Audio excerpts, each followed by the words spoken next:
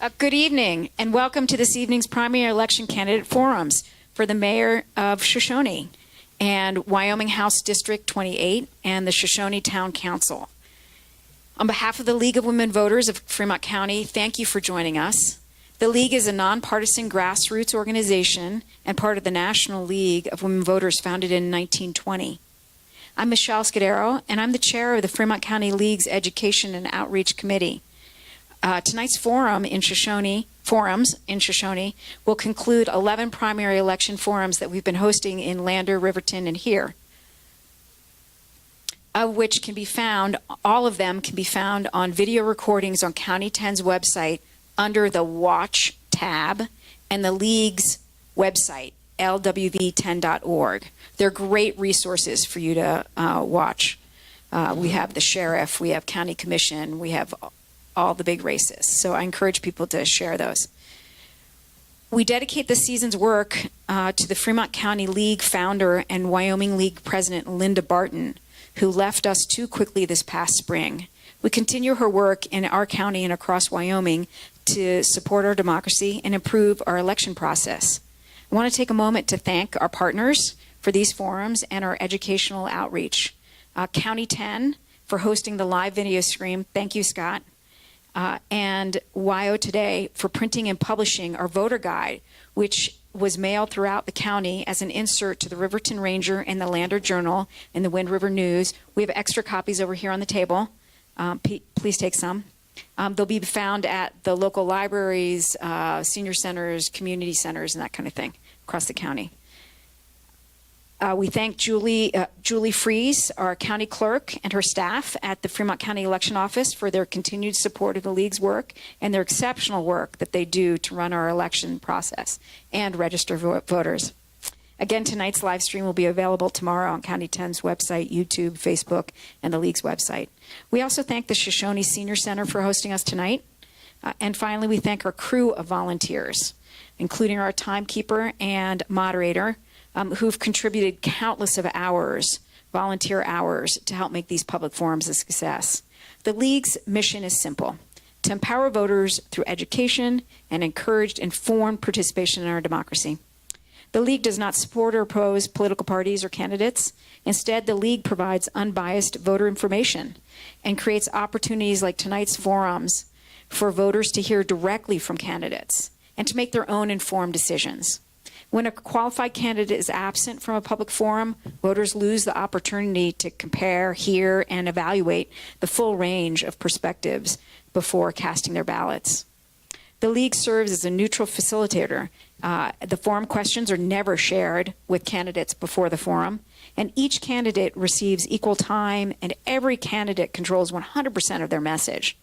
Our role is simple: to provide a fair and respectful forum where voters, not the League, evaluate the candidates in their position. We believe that openness strengthens the confidence in our elections and in our representative government. Tonight, we will start with the Shoshoni mayor race with 3 Republican candidates.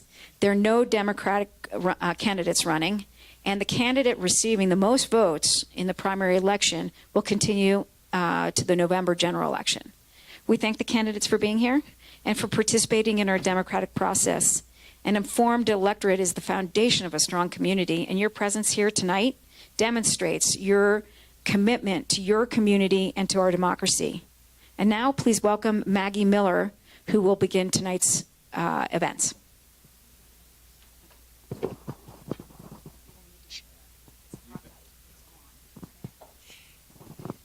As Michelle mentioned, my name's Maggie Miller. I am a local attorney. I cover the abuse and neglect cases representing children in Sublette County and Fremont County. I also have 2 children that I've raised here in Wyoming, so I have a dog in this fight as well. They're both part of the WWAMI program, the medical school contract between the University of Washington and our university in Laramie in the state of Wyoming. So I care a lot about this. I share the beliefs that Michelle just articulated about our democracy, and I've been thrilled to help with these forums. I've been at all of them, somewhat bumbling sometimes, but these are terribly valuable, and I would urge you to go and look at the ones on video if you weren't able to be there. The details for this evening's event will be opening statements by each candidate, and they'll be allowed 2 minutes. And then we'll move into the approximately 10 questions, see how quick it goes. And you'll get a miraculous 1 minute to respond to rather complicated things, but we want to touch on a lot of issues. You're going to know that you're running out of time because lovely Jackie Hediger is sitting next to me, and she's got a thing that she's going to hold up, 15 seconds. We don't want you to look over here the whole time. We want you to look out there.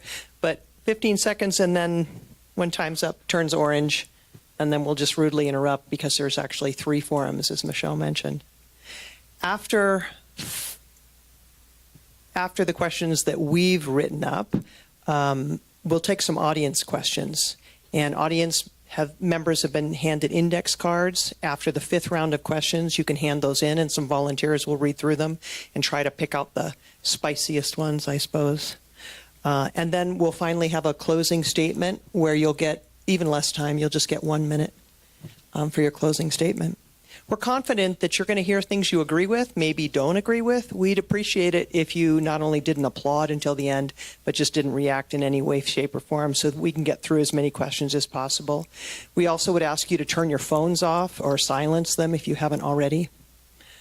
And the microphone is in front of you, Jordan. So why don't you give us your first opening statement?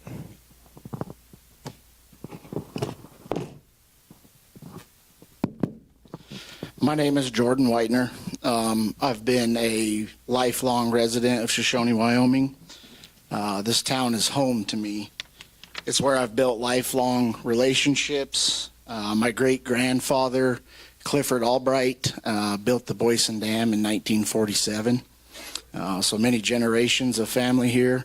The same values that he stood on are the same values I stand on. Which are family, relationships, and elderly. Without those in this town, there's nothing, right? I mean, this community is built on probably 85% of elderly, and that means something to me. Also with that, my future plans are our youth too, right? We can't have the senior citizens for long term if we don't have our youth. And I've been an advocate for our youth from the get-go. I've been an advocate for our elderly. I've been actively involved as a citizen and council member. But more importantly, I think leadership starts with character, honesty, accountability, and transparency. And I think that's something that has came and gone in this town in waves, but I think in the last 4 years it's lacked. It's pretty much what I have to start with.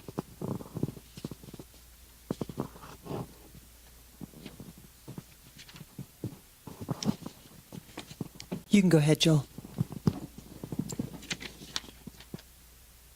Yes, I'm Mayor Joel Highsmith, and I'm seeking re-election for the office of mayor for the town of Shoshoni. Wyoming Economic Development Association, WEDA, has building blocks for economic success.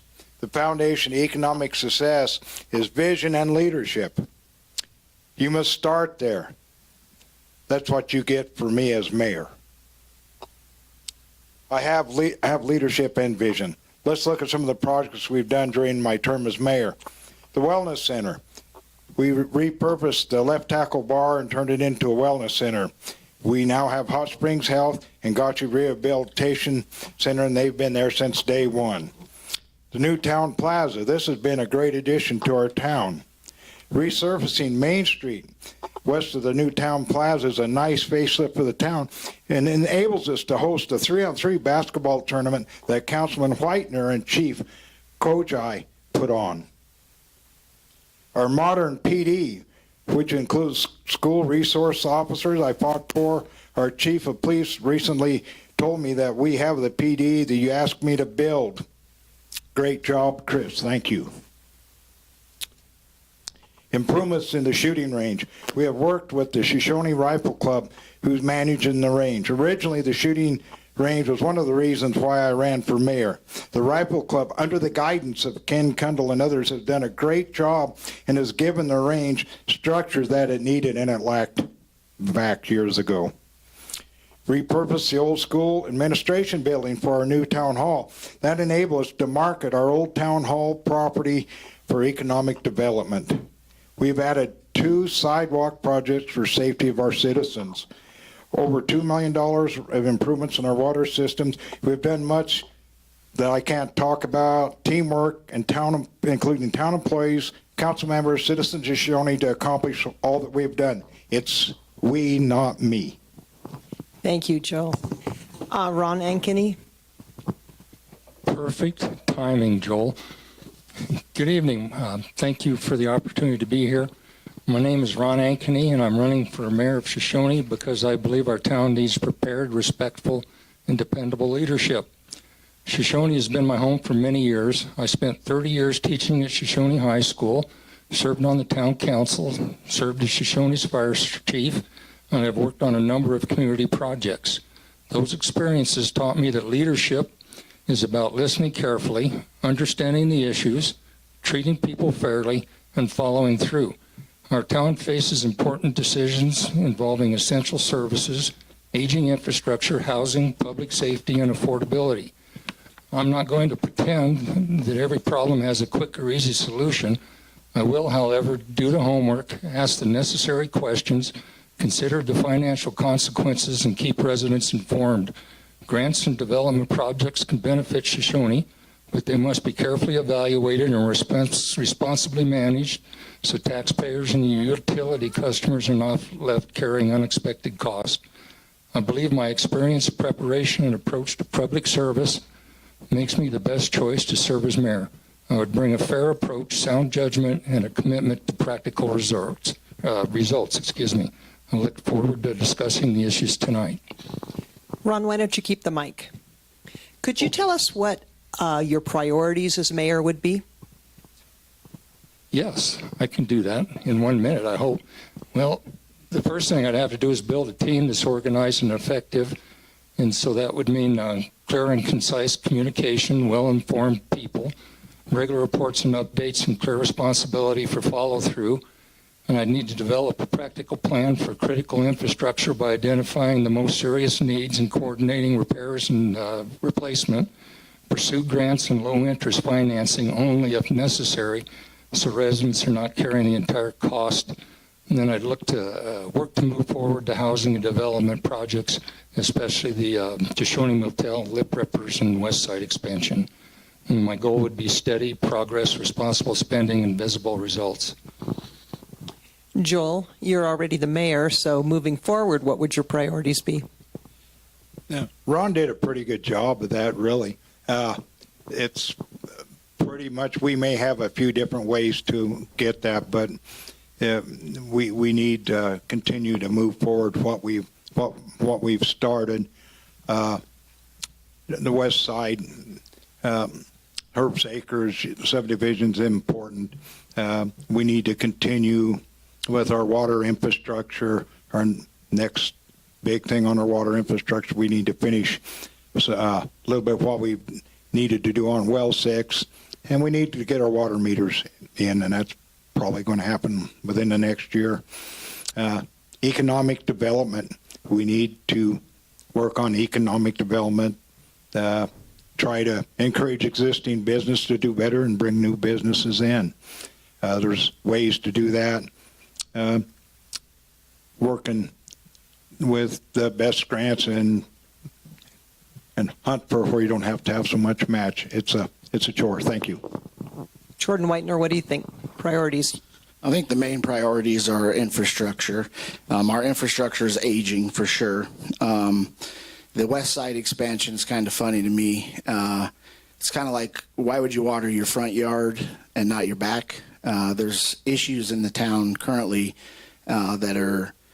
we have streets right now that are failing, that have been paved many years ago that a council and a mayor worked on getting done, and they've not been chip sealed. There's been no time spent on that infrastructure that was put into place. It's been forgotten. Our fire hydrants haven't been flushed in quite some time. Currently, the water meter issue has been an ongoing issue for many years. While some of those have been involved with that for many years, it's not been an issue that fell into our lap a couple of years ago. It's been an issue for 12 plus years. And these other gentlemen next to me have been a part of that council or been on the seat while that's been an issue. You're going to have to save the rest of that for your closing. Thank you. Run out of time. Okay. Why don't you keep the mic, though? Okay. As mayor, what practices would you use to maintain or improve transparency and accountability in city government? Transparency is something that I've advocated for early in my campaign. The community needs to know what's going on. Joel has started a mayor letter, and I think it does touch some good points. However, I think there's also a lot of extra things in there that don't mean a lot to anybody. Touch on the points that matter, and the transparency of making the community known. The community shouldn't have to ever reach out to be educated on what's going on. It's the elected officials' jobs to make sure that the community is aware, and then reaching out for input. And I think there is some of that, but it could certainly be better. Joel, could you improve transparency? That's always our goal. One of the things we did, we got the equipment when they had the opportunity to do the Zoomer meetings. We put them up. We leave them up. We don't take them down. People can review them. My mayoral letter, I guess depends on who's writing if what's important or not. It's in any event. I really believe the mayoral letter got me reelected last time. Truly believe that because I try to put information out there that's important to the town and some civic also things that need to be put. Do the best we can to inform. There's people here that know they can call me at 1 or 2 in the morning with issues, and I answer my phone at home. Be as transparent as we can, and that's our goal as our governing body, not just me. It's we, not me. Transparency and accountability, Ron. Okay, I'm kind of a stickler on that. I've been known to criticize that somewhat. Transparency to me is people can't be left in the dark. They absolutely need to know what's going on. And some of the changes that I would make would be, just for instance, if you go into executive session, actually cite specifically the reason, not just say personnel to discuss wages, that type of thing. And then I think when the agenda comes out, if there's a resolution to be voted on, it'd be nice if that resolution was also on the website. And that's pretty much, I just like to keep people well informed. Joel, why don't you take this one next? Sales and use tax are a major part of the operating budget for our communities. If faced with limited revenue and funds, which public services do you view as essential services to maintain, and which would you be more likely to cut? We run pretty tight. We don't have a lot of fluff. Sewer and water, we got to keep that. Do the best we can to keep the employees that we have because we have them hired for a reason. We don't have a lot of extra people floating around. There's some look at some wants and needs. There maybe something that we don't buy a new patrol car.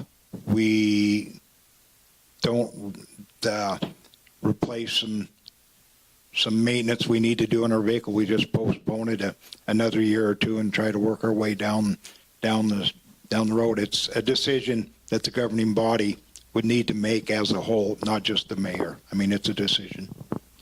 How about go the other way? Don't want to always make him be last. Ron? Well, essential services to me is, safe water, reliable sewer, street maintenance, police, fire, and EMS. I disagree with the state on the EMS part. I do believe that is essential, and they need to step up to the plate. What I do is I examine the discretionary spending, duplicated administrative experts, any outside consulting, non-essential travel, any costs that don't produce a clear public benefit. And I'd review contracts, departmental budgets, and postpone things that aren't urgent. And then grants, you shouldn't just pursue a grant because the money's there. You need to be able to afford the local match, the future operating expenses, and any maintenance that would come with it. So I'm about out of time. Jordan, what are your thoughts? Will you restate the question, please? Sure. Sales and use tax are a major part of the operating budget for our communities. If faced with limited revenue and funds, which public services do you view as essential services to maintain, and which would you be more likely to cut? I think the most important thing, and I've advocated for this before I was on council and while on council, is water. Our infrastructure on water has been failing for some time, and we, as Joel's kind of mentioned, have put a lot of resource into that. With no water, no town. And so that's definitely one you can't cut. Police department and the ambulance situation is a must. And I think the ambulance situation is headed in a better direction than it ever was. And our police department is in the best situation that this town has probably ever seen. As far as things that you cut unwanted travel. Since I've been on council, we put in a travel request form that you have to have approved before you can travel, because there's been unrelated travel that's unnecessary, if you will. I'm out of time. Keep the mic. This question flows right from that one. Do you support the proposed 0.75% sales tax for EMS, air service, and public transportation? Why or why not? There's a two-part answer to this. I do not support how it was previously structured. We're using the EMS to drag the transportation and the airport service across the finish line. And that was an issue for me. However, the new structure that's kind of being worked out with FCAG, I do support. I think that is the right way to handle it. My issue is Frontier is a privately owned, profitable company who the county has been subsidizing, and that's an issue to continue to subsidize them. And that's where I'm at. Joel? You know, the governing body as a whole did not support the original 0.75 cent. But with the negotiation of the race committee putting together a plan to get the ambulance going the proper direction under government instead of for profit, a much better situation that will benefit Shoshoni, Du Bois, and the rest of the county. The governing body unanimously supported that and agreed with the MOA and supported the 0.75 cent tax. Ron? I also am really concerned about the EMS. With the tax being bundled together, if it fails, it won't be because of the ambulance part of things. The race committee, if you weren't familiar with that, it's a committee that's put together to try to get something going countywide. I believe Chris is the chairman of that. Anyway, I'd really like to see that take off. I think probably the best thing to do would be like when we developed a fire district, would be to develop a district. The way property taxes are being viewed nowadays, I wouldn't base it on a mill. I'd base it on an optional sales tax. And of course, then that would be up for renewal. So the funding wouldn't be real stable, but no matter what happens, there's going to be a 2-year lapse there where we're going to have to scrounge.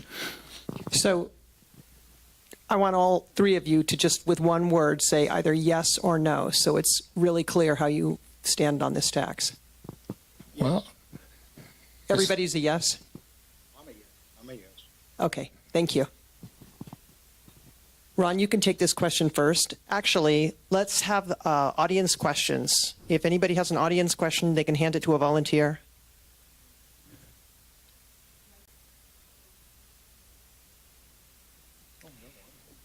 So, Ron, as regards ordinances and council action, and we might give them, I don't know, 15 seconds extra. Identify one recent ordinance or council action you agree with and one you would have handled differently. when you say recent, I'll just be honest. I haven't been watching the videos or paying as close attention as I should, so I'm not really sure exactly which ordinances are out there.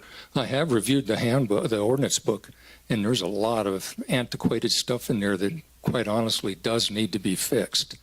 That's just the way it is. But I think we'd probably all agree on that. Okay, Joel? You said ordinance or action. Yep. We just redid our zoning ordinance, which was a really good thing. It was one of the antiquated that was way old, needed to be redone. Action. I thought we should sell some property. I got outvoted by the rest of the governing body, and different way, just a little longer. It's all good though. Okay. Jordan, something you thought was good and something could have been done differently. The ordinances are clearly out of date and need to be looked at in great regard. Action item, there's several action items that come to mind. Joel mentions the property sale that was put into economic development for sale rather than a bid option. And there's many reasons for that. And I'd love to talk to anybody that'd like to know why that was put into place. The other thing is on the rezoning. Mind you that was something previous council had put into place in 2017 and was just now finally put forth. So action item fell through the cracks for 8 years. Jordan, is there anything you believe the town of Shoshoni is doing well? And if so, how would you build on that success? Or is there something you do differently? No, I think the town is definitely headed in a good direction.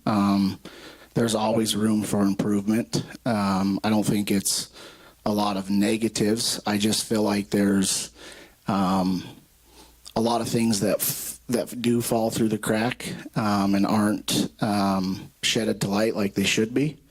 And part of that's some misinformation, misfollow-through. With that, there is room for improvement, but I do think the town is active. I do think there is a lot of progress that's been made in the last 8 years for sure. I just think it can be a lot better. Okay, Joel? Yeah, I believe the image of Shoshoni has positively went up across the state. Fast lane, the construction of fast lane, that's been a big part of it.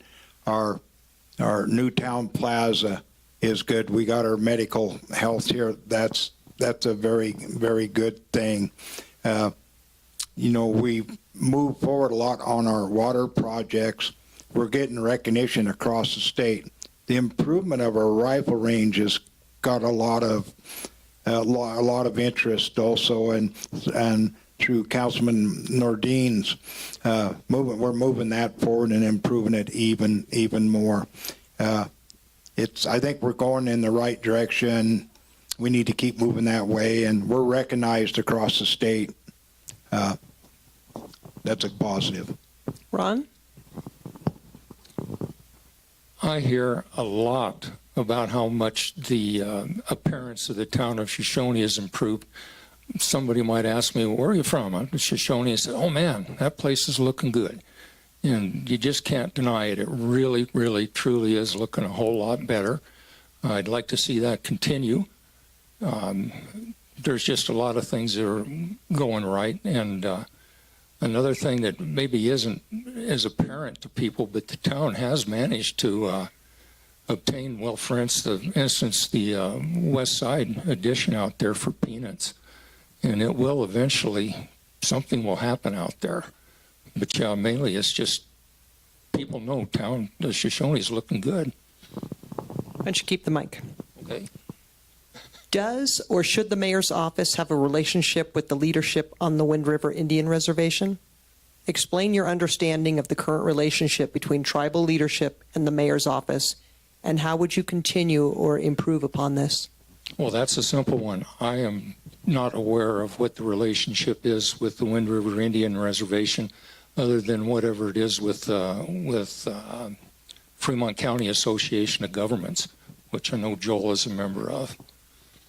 A singularly honest response for a politician. Joel. I'd just like to square up. We're not politicians up here. By state statute, we're non-political. We're not, when council, mayors, and school board members nonpartisan. So we're not Republicans. They're just voting for us as people, so we're not political. And it's my story. I'm sticking to it. Anyway, I think we have a good working relationship with both tribes. The town of Shoshone, they've worked very well with us on a recent water project. They were much easier to work with and more helpful than the BLM. We were we didn't have an easement across the reservation or on a road that's been there since 1912. In any event, to our water tank. But they've been very good to work with, and continue to work with them. They just want the respect that they deserve, and we've just recently hope they're going to join FCAG. Jordan. The relationship with the tribes is definitely important. They bring a lot of added value to all communities in Fremont County, and they have committed to joining FCAG, which is big, especially with the ambulance service and some of the resources they're able to help provide for that. I do think that's a huge direction forward. I've met with many officials with the tribe, all the way to their business council, executives, and many others, and they have a lot of ideas that they want to utilize close to Shoshone, business ideas, which would also help Shoshone in some aspects, but they definitely are a piece that needs to be considered. Just a quick follow-up on that. Did you meet with them in your capacity as a council member, or just privately? Just privately. Okay. Why don't you give the mic to Joel? And I know you're already the mayor, but what is one specific issue you would prioritize in your first 100 days, and what would success look like 1 year later?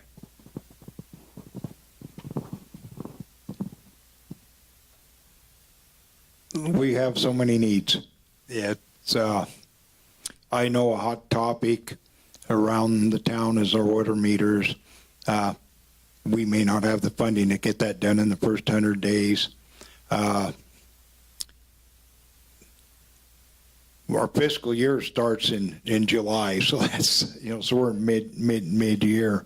I think just continue working on our infrastructure and economic development. They're tied hand in hand. We really need to sell land, so that would be that's a goal of mine to sell. We own too much land. We need to sell it. We need to put roofs up. I know we're going to be working on. Okay, that's not one. Oh, okay, excuse me. Give the mic to Jordan. One priority, Jordan. Currently, the town is in a with fiscal budget coming out, I can say that the town is grant poor. There's not a whole lot of money there to do much with. So the big thing right now is to just maintain our infrastructure immediately and make sure that that service is still available for our people. Ron? One specific issue you'd prioritize? I'm with Jordan on that one. It's infrastructure, critical infrastructure, water, sewer, and EMS and all that stuff. We need to get that going. Okay. You can keep the mic. Okay. What specific change would you propose to the 2026-2027 budget, and how would you make the change happen? I actually reviewed that budget, and the only thing in there that kind of left me scratching my head is some of the stuff was allocated. I don't understand some of what was in there. For instance, the attorney's fees or pay was put down into court and things like that. And what I'd like to see is a budget that, I don't know how to articulate this, that it looks like things belong where they should be. But I didn't build the budget, so my criticism might be totally off base. Joel? Would you repeat that question again? What specific change would you propose to the 2026-2027 budget? Would you make the change? How would you make the change happen?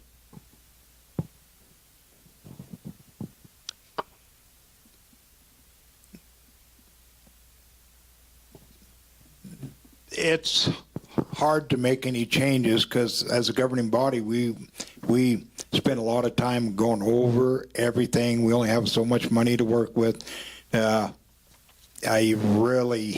There may be a few things I could have maybe thought we should have moved money there around, but I think we did a really good job as a team putting it together with the money we had. Nothing jumps up at me that I may have some pet projects, but nothing jumps out to me that we should have done anything different because we went over it as a team. Jordan? I think the biggest thing is this is the first year in I think 8 years that we've made a deposit to our savings. And I think that needs to happen again immediately next year.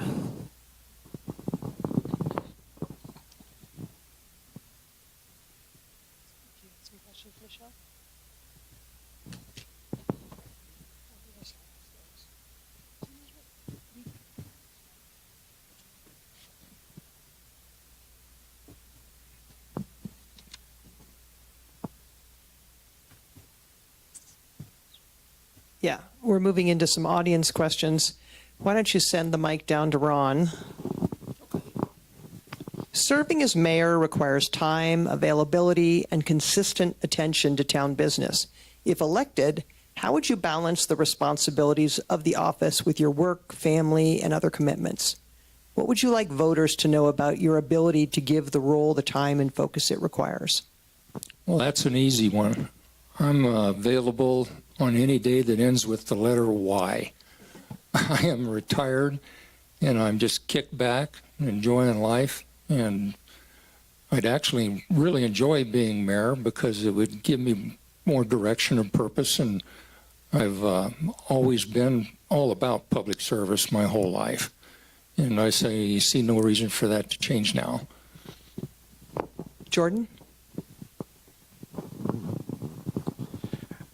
I'm pretty fortunate that I'm able to work from home and have been for the last 12 years. And regarding family, I've been actively involved prior to being on council, and it's not been an issue in the past, and it won't be an issue going forward. Joel? As Ron, I'm retired. It's for me, the mayor's job typically can be anywhere from 40 to 60 hours a week. I work a lot of Saturdays, Sundays. It just comes with the job. So I'm used to do it because I was in oil and gas. No Sundays, no Mondays, no holidays. Same thing as mayor. Okay, keep the mic. Here's another audience question. What would you do to get business to our town, and would you support them?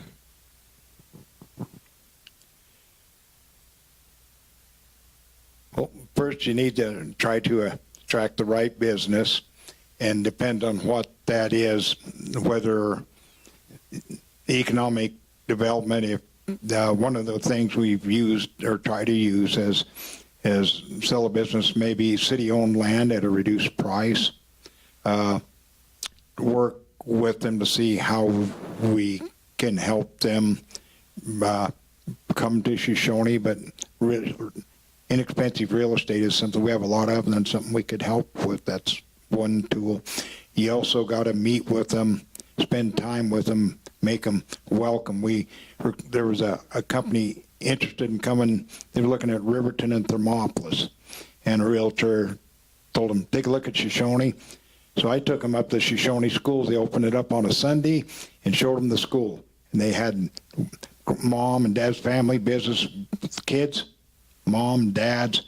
They loved the school. We didn't get them, but we didn't have the infrastructure. Either way.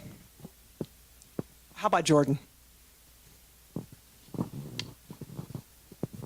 you restate that, please? Sure.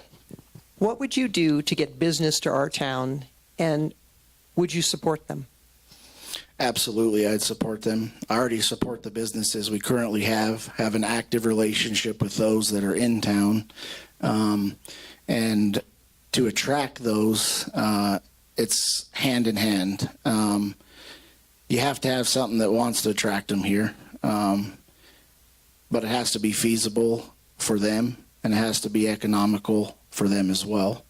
But absolutely, I'd support the business that wants to be here for sure. Ron?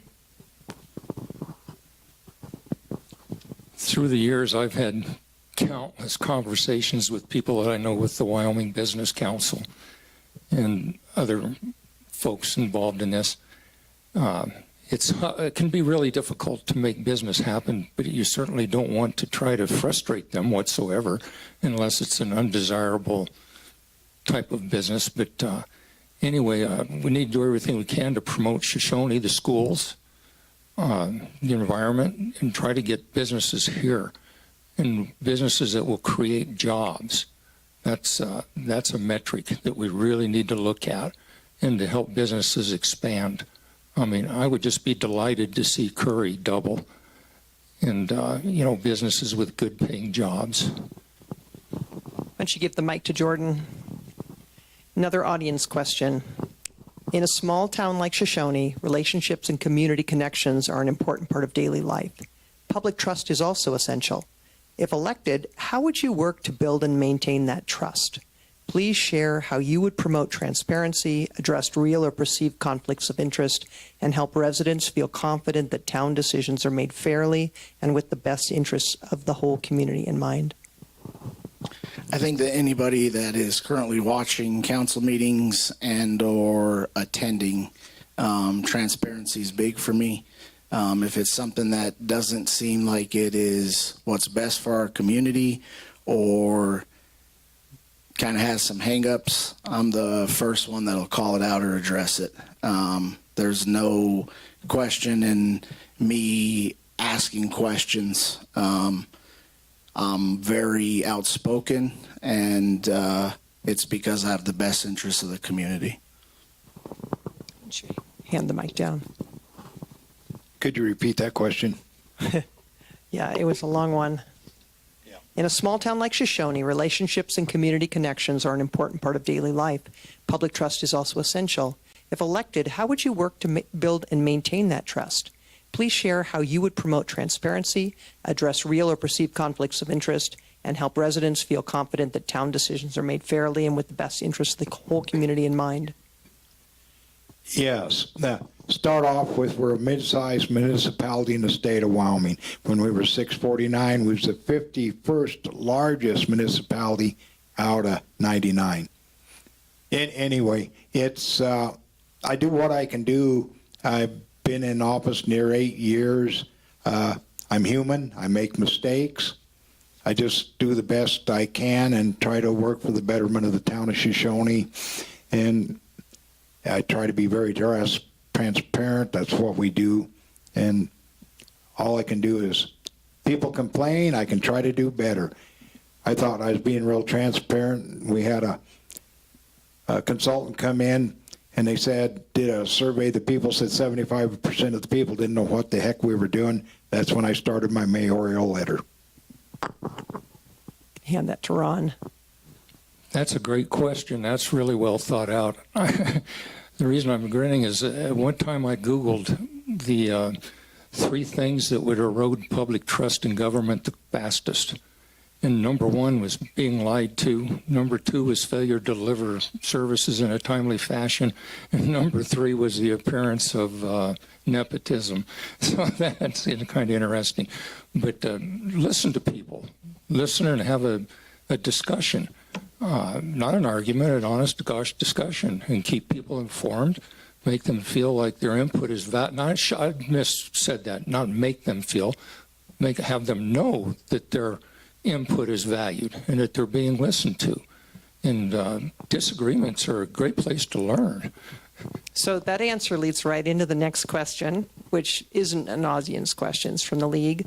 Given Shoshoni's diversity, Ron, of people and backgrounds, how will you represent and communicate with people that do not necessarily share all your same values? As an elected official, you represent everybody. And I have a long-standing relationship with the school, and our most valuable asset is our children, and they're being exported. And I'm an older person, so I certainly understand what seniors are going through. And then socioeconomic things, I share the values and understand those folks. 17% of the people in Wyoming, and these aren't my figures, they're state figures, are below the poverty level, and another 40% are at a level where any change whatsoever in their economic month-to-month expenditures can cause a expense problem. It's called a vulnerable income is what that's called. So, listen and work with everybody. Joel? You need to listen and try to be respectful. You just sort of need to do that because there's many different opinions, many different ways to skin a cat, and just try to move forward and do what's best for the town. But you got to listen, because if you don't listen, you may not know what's going on. Jordan? I think the biggest thing is you have to be open-minded. Without being open-minded to understanding different variations with people's concerns, their concern might not be a concern of your own, but if you're not open-minded, you'll never be able to understand their point of view. If you're open-minded, you'll see it from a different perspective, and then the different perspective can create a different resolution. Why don't you keep the mic? So this is an audience question, and it'll be our last question before we move to closing statements. In a small town, how will you handle private information and the rumor mill? Small town rumor mill, that's just evident. It's going to be there. So you have to have thick skin, especially in any elected position. Some things you just have to let roll off your back. Some things are worth battling, some things aren't. And I think that sums it up for me.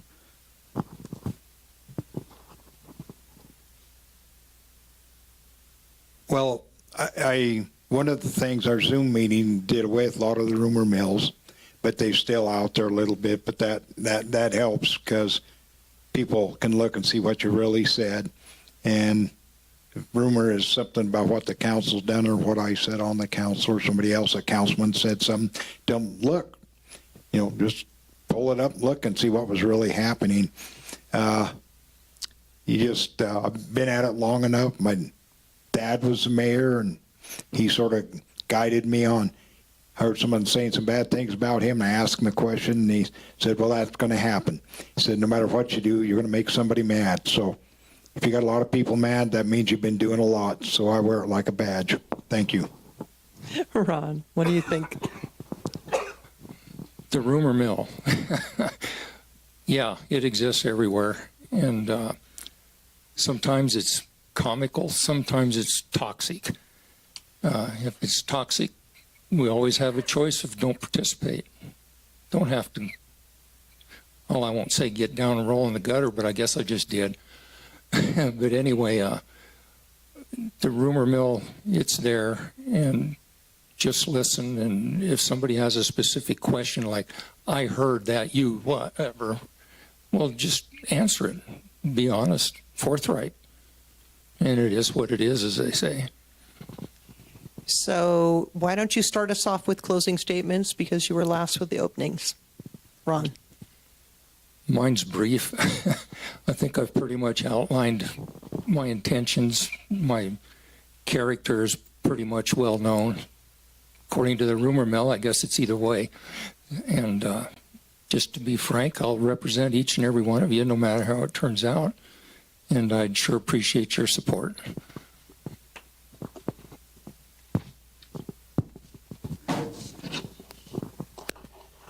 What the town of Shoshoni gets when I'm elected as mayor is a proven track record.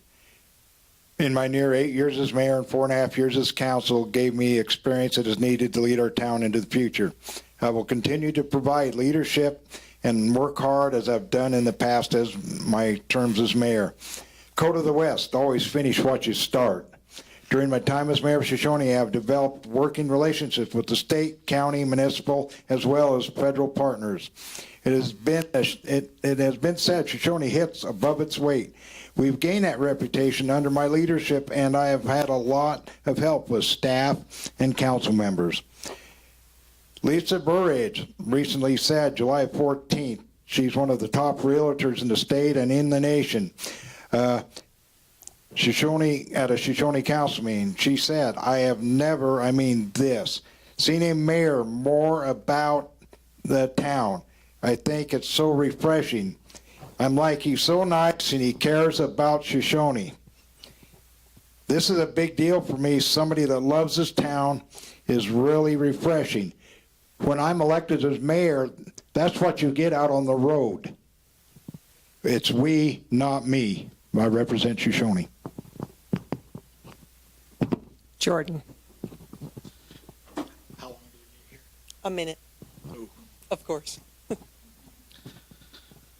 Well, I'll touch quick on one thing, or a couple things here. Joel mentioned the sale of land and economic development. However, we listed many properties for sale under economic development, and that was the moment that he said was an issue. Also, Ron Ankeny has been on council twice and quit both times. I, Jordan Whitener, am your best option for mayor. I have the public and the community's best interests. I've advocated for the senior center. I've advocated for our youth, and I have the community's heart. Thank you.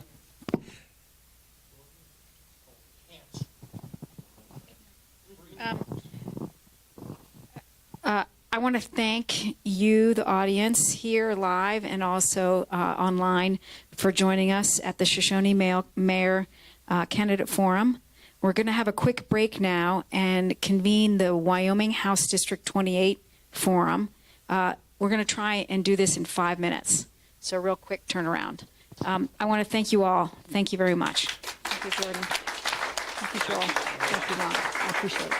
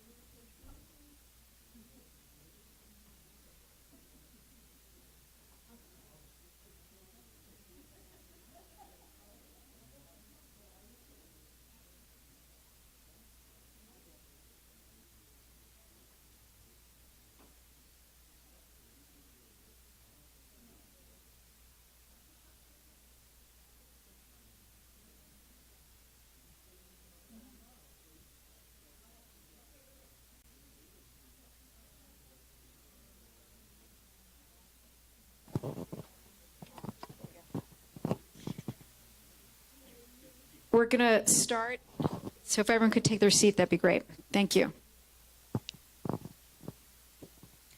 Good evening, and welcome to this evening's primary election candidate forum for Wyoming House District 28. On behalf of the League of Women Voters of Fremont County, thank you for joining us. The League is a nonpartisan grassroots organization and part of the National League of Women Voters founded in 1920. I'm Michelle Scudero, and the chair of the Fremont County League's Education and Outreach Committee. Tonight's forum in Shoshoni will conclude 11 primary election forums that we've hosted in Lander, Riverton, and Shoshoni, all of which can be found on County 10's website under the Watch tab and the League's website, lwe10.org. We dedicate this season's work to the Fremont County League founder and Wyoming League president, Linda Barton, who left us too quickly this past spring.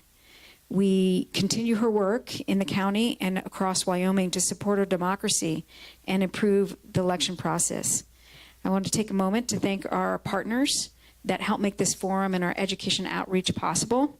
County 10 for hosting the live video stream, and WYO Today for printing and publishing our voter guide, which was mailed throughout the county as an insert in the Riverton Ranger and the Lander Journal and the Wind River News. Additional copies are on our information table over here and can be found in libraries and community centers across the county. We want to thank the county clerk, Julie Fries, and her staff at the Fremont County Election Office for their continued support of the League's work and for the incredible work they do to run our election process and register voters. We also thank the Shoshone Senior Center here for hosting us tonight. And finally, I thank our many volunteers who've contributed countless of hours over the past weeks to host these public forums. The League's mission is simple: to empower voters through education and encourage informed participation in our democracy. The League does not support or oppose political candidates or parties. Instead, the League provides unbiased voter information and creates opportunities like tonight's forums for voters to hear directly from candidates and make their own informed decisions. When qualified candidates are absent from public forums, voters lose the opportunity to hear and compare and evaluate the full range of perspectives before casting their ballots. Each candidate receives equal time, and every candidate controls 100% of their message. Forum questions are never shared with any candidate prior to a forum. Our role is simple: to provide a fair and respectful forum where voters, not the League, evaluate candidates and their positions. We believe this openness strengthens the confidence in our elections and our representative government. If you'd like to receive information from the League about elections, voter information, and future League events, please add your name to our sign-up sheet at the entrance table. You can also find unbiased candidate information through our digital voter guide online at vote411.org. All you have to do is put in your address and your ballot will come up, and all the information that the candidates have provided us will be available right there, so you can take an absentee ballot or your ballot and actually look at candidates and try and be an informed voter that way. We thank the candidates for being here and for participating in our democratic process. An informed electorate is the foundation of a strong community, and your presence tonight reflects your commitment to your district and our democracy. Tonight we will, in the House District 28 forum, there are 4 Republican candidates, no Democratic candidates. Carlin Jones informed me this morning that she was not available to come. I had not heard from her previously, and Roland said that he was coming, so he is not here tonight, unfortunately. But we have 2 candidates here, and we will move forward because we really believe giving you giving the voters connection to the candidates is really important. So thank you for being here. And please welcome our moderator, Maggie Miller.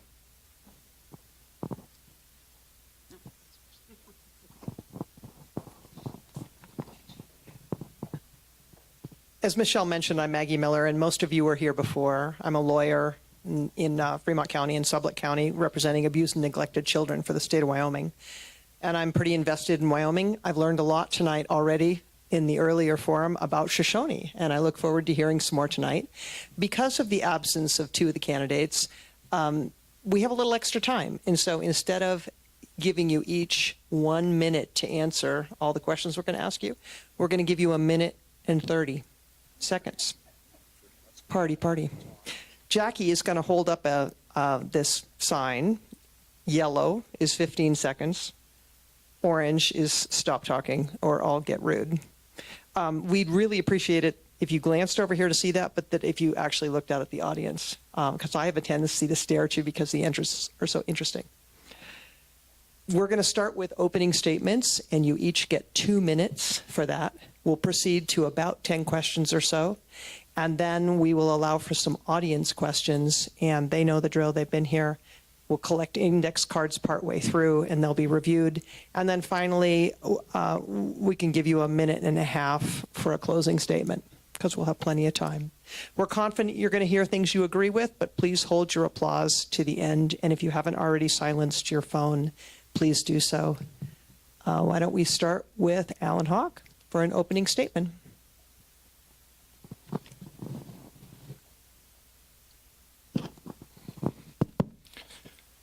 Well, thanks. Right off the bat, I want to thank the League of Women Voters and the Senior Center here in County 10 for covering this. I appreciate that a lot. Okay, so I'm Alan Hogg. I'm a third-generation rancher from Meeteetse, lifelong resident of Wyoming. I've lived as a conservative Republican since I was 18 years old. I served on the Predator Board in Park County. I've been on the Park County Fair Board. I was the president of the Wyoming Association of Fairs. I'm currently on the Park County Open Lands on the Advisory Council. So I've had some experience working in the public realm, and I've always thought that I've done a pretty good job of servicing our community. The reason that I decided to run for this office was because for about the last 4 to 6 years, I've been watching the legislature, and I think it's tending in the wrong direction. I never ran for office before, but I thought it was time that the government kind of go back to where we were. Before, say 6 years ago, I was pretty impressed with how Wyoming government was working. But then it started to change. And what did I see? Well, one thing I saw was legislature started taking away power from our local governments through their tax structure and funding, and start taking on that power for themselves. I'm a believer in keeping that power local. And so that was my number one reason. We've got some more. We'll cover them in my closing statements, but I appreciate it, and I'll go from there. Thank you. Marshall?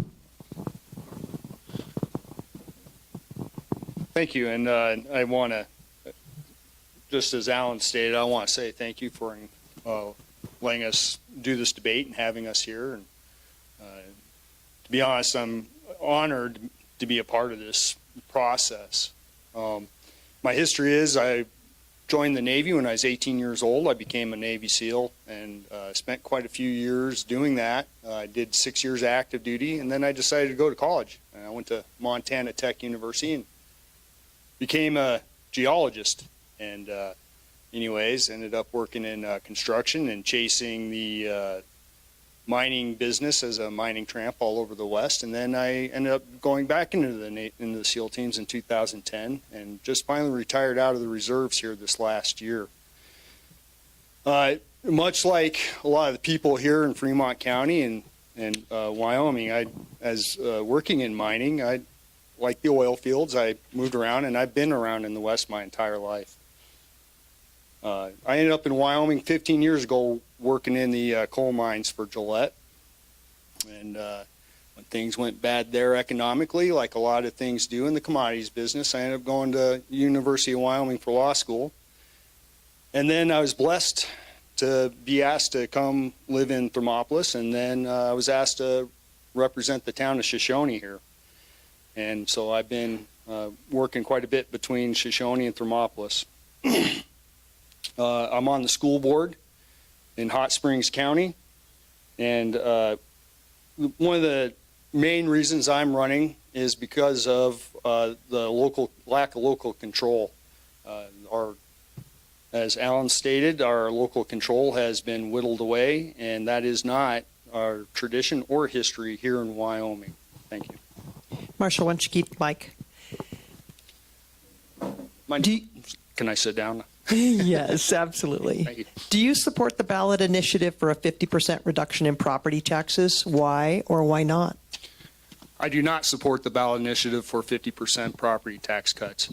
Reason being is we just had property tax reductions, and every municipality and county commissioners is trying to figure out how to deal with that budget cut. And now they're talking about more of a budget cut for our local governments. And being in the military and other businesses, one of the things you always do, if you do something, you observe to see what the effect is before you make another decision. And here we're just doing rapid fire, which could potentially cause a lot of harm, especially to our senior citizens and our senior citizen districts, our school boards, our local roads, and utilities. Alan? Thank you. Yeah, that's a great question, and I too oppose the initiative for the same reason. I think the property tax is the only tax that goes directly to fund our local governments. And every time we get a property tax cut, and I have supported them in the past, I think there was a time when the property taxes were going up too fast, and like Marshall said, our local governments had to take the hit on that. And the reason that I oppose imposing any more of that tax cut is there's a couple of reasons. Number one, the way it picks winners and losers. You know, if I'm going to support a property tax cut, I think it should be across the board. It's not just picking one person. That particular, like homeowners in this particular case.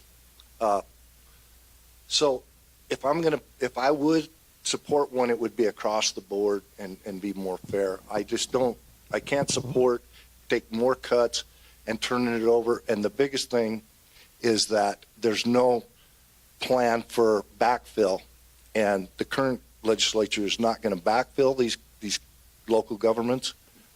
And so that's my reasoning. Okay, why don't you keep the mic, and could you do me a favor and talk into it just a little bit more? Okay. This question goes to you, Alan. It's a healthcare question. Wyoming is the only state in the Mountain West to not adopt Medicaid expansion, which would extend healthcare coverage for approximately 19,000 Wyomingites. Do you support Medicaid expansion? Why or why not? Another good one, and this is one that I've researched quite a little bit, and I personally would support it. I just think I'm not sure Wyoming's ready for that yet. It's taken on a pretty good sized another social program, so I'm not sure they're ready for it, but I would support it. It is a situation where the government would pay 90% more than what they're paying for regular Medicaid, by the way, but they'd pay 90% of the bill. That's a pretty hard one to just turn down. The other fact that since the big beautiful bill last year, they put in some restrictions on to get that. I think you have to have there's some work requirement as well as some cost share.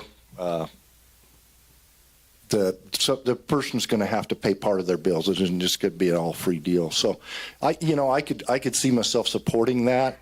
I just don't know how receptive Wyoming is to take that right now. Marshall? Thank you. At this time, I'm going to say I don't support the Medicaid expansion, and here's why. With when you agree to any of these federal programs, well, all of them, there's always going to be strings attached with that, including requirements. I mean, it'd be great if the federal government would come in and say, hey, yeah, we're going to give you this money, but we're going to allow local control. You know, if that was to come down, and then I might relook at, but we know that's not going to happen in the current form. Secondly, with the previous Medicaid expansion, a lot of the states that had used that, let's say, you know, Wisconsin, where I believe Mr. Van Orden's in the government there, they ended up taking a huge hit in their rural districts when during this big beautiful bill that took away a lot of the money for Medicaid in rural areas. Wyoming was not hit as hard because we did not have the Medicaid expansion. And, you know, as long as we leave, you know, with the strings attached with the federal government and they can bounce it around here in our rural districts, you know, we rely on that any more than we do. We're taking a bigger financial risk having just one payer. Marshall, what measures would you support to improve access to and affordability of healthcare services in Wyoming? In particular, please discuss obstetric, specialist, and/or geriatric care. I'm horrible at pronouncing words, but I believe you're talking about dealing with elderly people and people are going to have babies. Am I correct on that? Thank Yeah. you. Okay. So one of the issues that I believe that we have is regarding access and finances. The fact that we have only one insurance company that I'm aware of, Blue Cross Blue Shield. I know another one had recently pulled out a while back. That in the state, believe it or not, the state is a large insurance company because they mandate a lot of the state employees take the state health care, which reduces our pool. So we need to do more to try to get other health insurance companies in here, and maybe that's one of those things where we look at the state level, trying to get the state to take some of another insurance company to come in for competition. The other thing is we need to, you know, there's a supply and demand issue. We need more medical providers in the state. There's just no doubt about it. As a veteran, I use the VA quite a bit, and part of that is our community health program, and I can tell you that it is tough for me to use the VA community health program because there's just not a whole lot of doctors out there for a lot of these specialties to use those for me to be able to get the care that I need myself. Alan, what measures would you support to improve access and affordability? Well, exactly the same as what Marshall said there. You know, we have an issue with there's not enough competition in insurance and companies, and that is a real problem. And I think as a state we need to look at that and we need to figure out, are we going to, right now I think we're headed into a one-payer situation. We're going to be forced into that if it keeps going the way it is. I mean, eventually the government's going to have to take over our insurance if you only have one choice. I mean, what's the difference if the choice is one company or it's our government?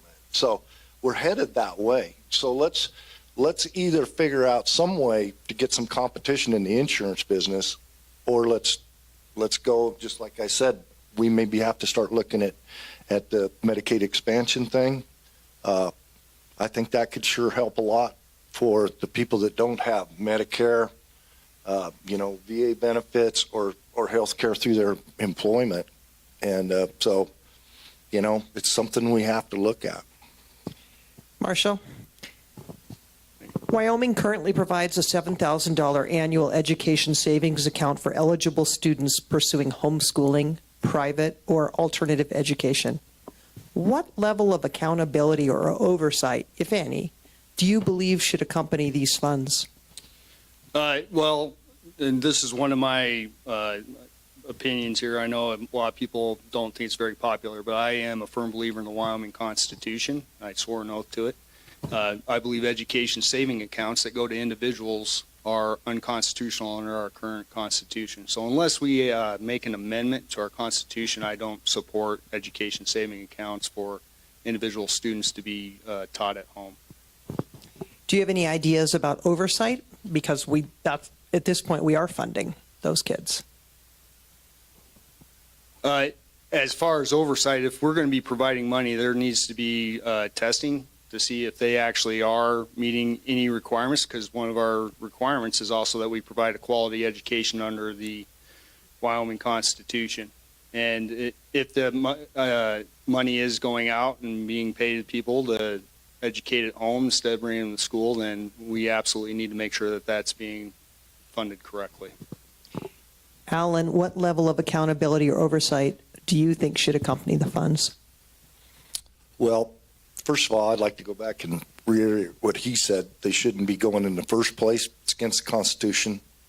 I believe it's Article 3, Section 36, that says the state of Wyoming is not to fund any education or pay anyone that is not absolutely controlled by the state of Wyoming. So, to me, this is a voucher system. They're giving vouchers for these. It's completely. So the first thing we need to do is we need to get that stopped. But being where we're at right now, oversight is very important. If these homeschool folks, and I support school choice, you should be able to do it, but it should not be funded by the state of Wyoming. And we do owe it to the children of the state to get an education. You give people $7,000 per child to, teach their kid at home. How many are just going to do it just to get the money? And then we don't have any oversight to see if these kids are even getting educated. Absolutely, they should have to report to their local school districts to at least have some sort of fund oversight and seeing that these kids are actually getting some education. Thank you. Okay, keep the mic. Okay. According to data from the Wyoming Business Council, Wyoming's youth out-migration is the highest in the country, nearly twice the national average. 53% of us have a child or member who has permanently left the state for opportunities elsewhere. Do you see this as a problem? And if so, what actions should the state or could the state legislature take? Okay, yeah, I agree. We've been watching our state bleed our youth. We educate them and then send them off. That is a problem. And so we have to look. I think the policies of our state are geared at bringing retirement people here more than keeping young people here. We've got low property tax, which encourages people to come here to retire. They can sell their home from somewhere else, come here, buy a relatively inexpensive home compared to where they're coming from, and they're going to be paying less tax. But you look at the youth, that person probably can't afford a home right now. So how does that benefit them? It doesn't. So all of our policies are kind of set up to drive them away. So when we talk about we want to keep our youth here, but our policies are saying no, then we have to look at that. And healthcare is another thing that we need to look at. A lot of these people can't afford health care, and they're not on Medicare. A lot of them aren't on the VA or whatever. So, once again, we come back to the healthcare situation we discussed earlier. So, yeah, and maybe some low interest loans for first time home buyers and stuff like that would help encourage people to stay. Marshall, is it a concern? And if so, what can the state legislature do? Yeah, out-migration of our youth is a big problem. Wyoming is, out of all our neighbors, Wyoming, Montana seem to have a real problem with out-migration of our youth. And our working age group demographic is decreasing, and that's a real problem.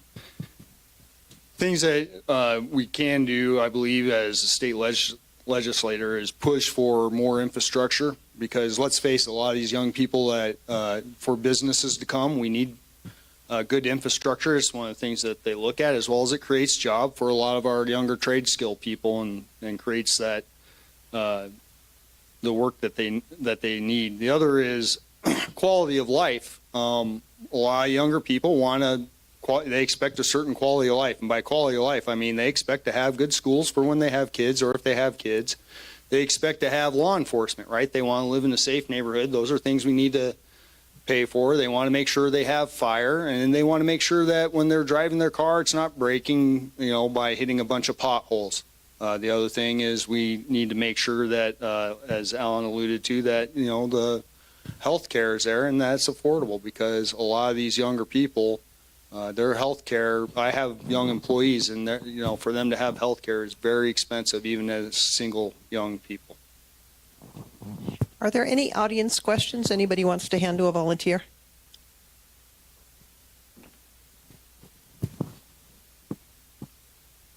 So the next 5 questions are topically related and will be fast. A simple yes or no, or I don't know. Alan, do you support secure ballot drop boxes? No. Marshall? No. Do you support mail-in ballots, Marshall? Yes. Alan? Yes. Alan, current state law requires registered voters to choose their political party before candidates have filed to run for office. Do you support voters being able to change their political party at any time? You only get to say yes or no, or I don't know. I would have to say no in that case. Marshall? No. Oh, well, let me rephrase the question. I want to make sure I answer Okay. the way I'm thinking the question was asked. Current state law requires registered voters to choose their political party before candidates have even filed to run for office. Do you support voters being able to change their political party at any time? No. Keep the mic. Voters in Wyoming face some unique challenges to getting to the ballot box: weather, distance, shift work, like coal miners, etc. Do you support absentee voting for anyone who requests it? No.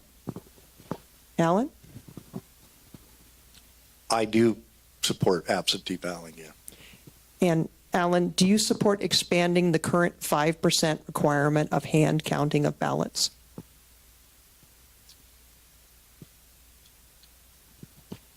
No. I don't. Marshall? Yes. Okay, keep the mic, Marshall. President George Washington, during his farewell address, famously encouraged the American people to discourage and restrain political partisanship because of its tendency to divide and prioritize party over the public interest. If elected, how would you balance your responsibility to your political party with your responsibility to represent the people in your district, including those who did not vote for you or who disagree with you? I think the key to that is actually, to be honest, keeping your mouth shut and listening to people. It's called respect. That is how you give people respect. You give them your time.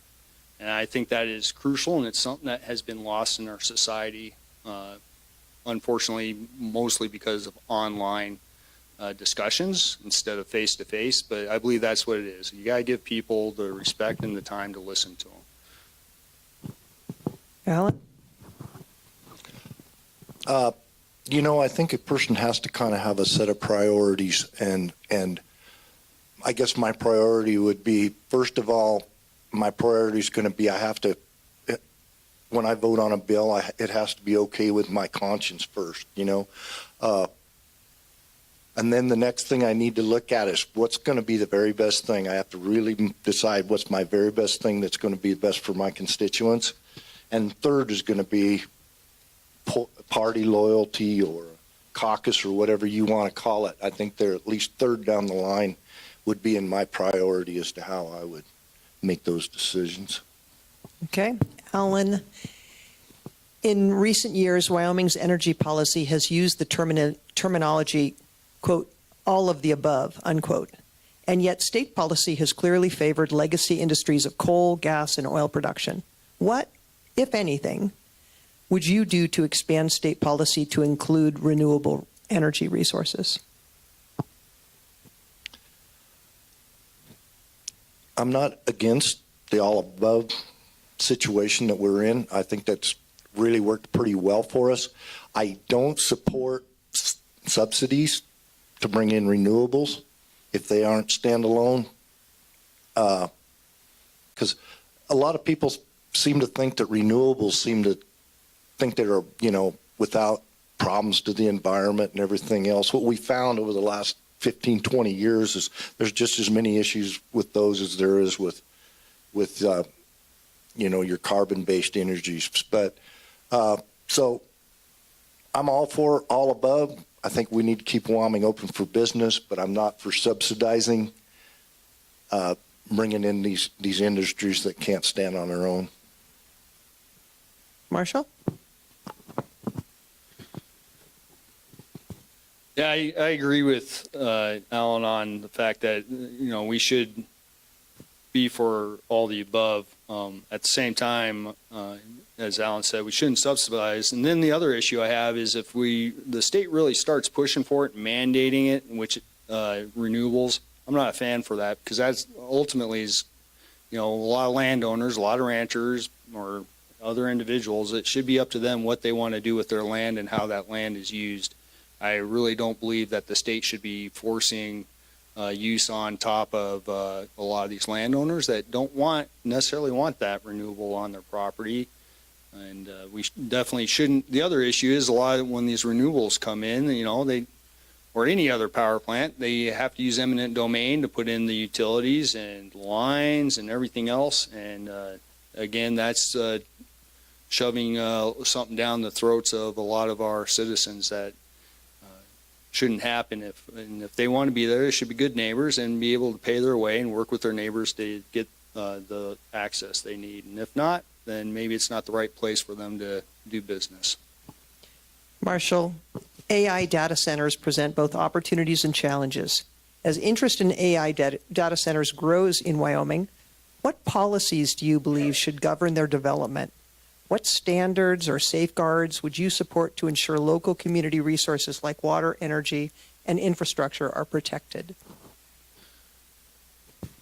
I actually took a lot of flack for coming out and answering this one before, but I'm going to stick by it. Our Republican platform is for property rights and as well as minimal business intervention. I do believe that, again, when it comes to these data centers, we need to, one, make sure that they can't use eminent domain to bring in the data center or for new utilities. We have plenty of brownfield areas where the public utilities are already in place. They don't need to be using eminent domain to bring that in. Secondly, they should not be allowed to increase rates from our power companies to subsidize these data centers. That should be separate. They should be required to provide their own energy somehow or pay their way for residents so our senior citizens and people of low income don't get harmed. And then obviously we have the water issue. There should be stringent requirements as to the water usage and whether or not they're going to waste it. And lastly, one of the issues we have with this comes back down to local control. A lot of this stuff is dealt with by our bureaucrats and not by our county commissioners or anybody else that you can come at and yell at. You don't know what's going on behind the back doors with the bureaucrats, and we need to change that to where our counties have more decision making in that process. Alan? Yeah, that's where I would start is local control. First of all, I think we got local and then we got state control. What can we do at each of those positions? I think every community should have some say-so. Let me start with, they're already here. We already have working data centers in the state of Wyoming. We have more under construction and we have more in the planning stage. So just to say, hey, no, we're not going to have data centers, that ship's already sailed. They're here. They're probably going to be here to stay. So mainly we need to think about, okay, what about when these guys decide to pack up and leave like they've done in other states? They get antiquated pretty quick, and all of a sudden they just, they got to have an exit strategy for one thing. So how do we go about doing that? On a county level, first of all, you have county land use plans. Get involved in that. If you don't want data centers in your area, why not get on that when they have meetings? Get in there and talk about what you think should be done in your land use plans. We have planning and zoning committees. We have county commissioners to to deal with this. Work with your local government. Those local governments should have some opinions. Second of all, the state, we have regulatory, we have DEQ, we have the state engineer controls our waters. Talk with those people. Those are the people. We need to get those people to step up to get the right regulations in place. Okay, Alan, let's move to childcare. Early childhood education gives children, especially low-income families, the skills ready to begin kindergarten. Childcare and early education are critical for young children and their educational outcomes, yet are costly for families. Do you support universal funding for childcare and early childhood education programming? Why or why not? Absolutely, I do support it. I'm a big supporter of education.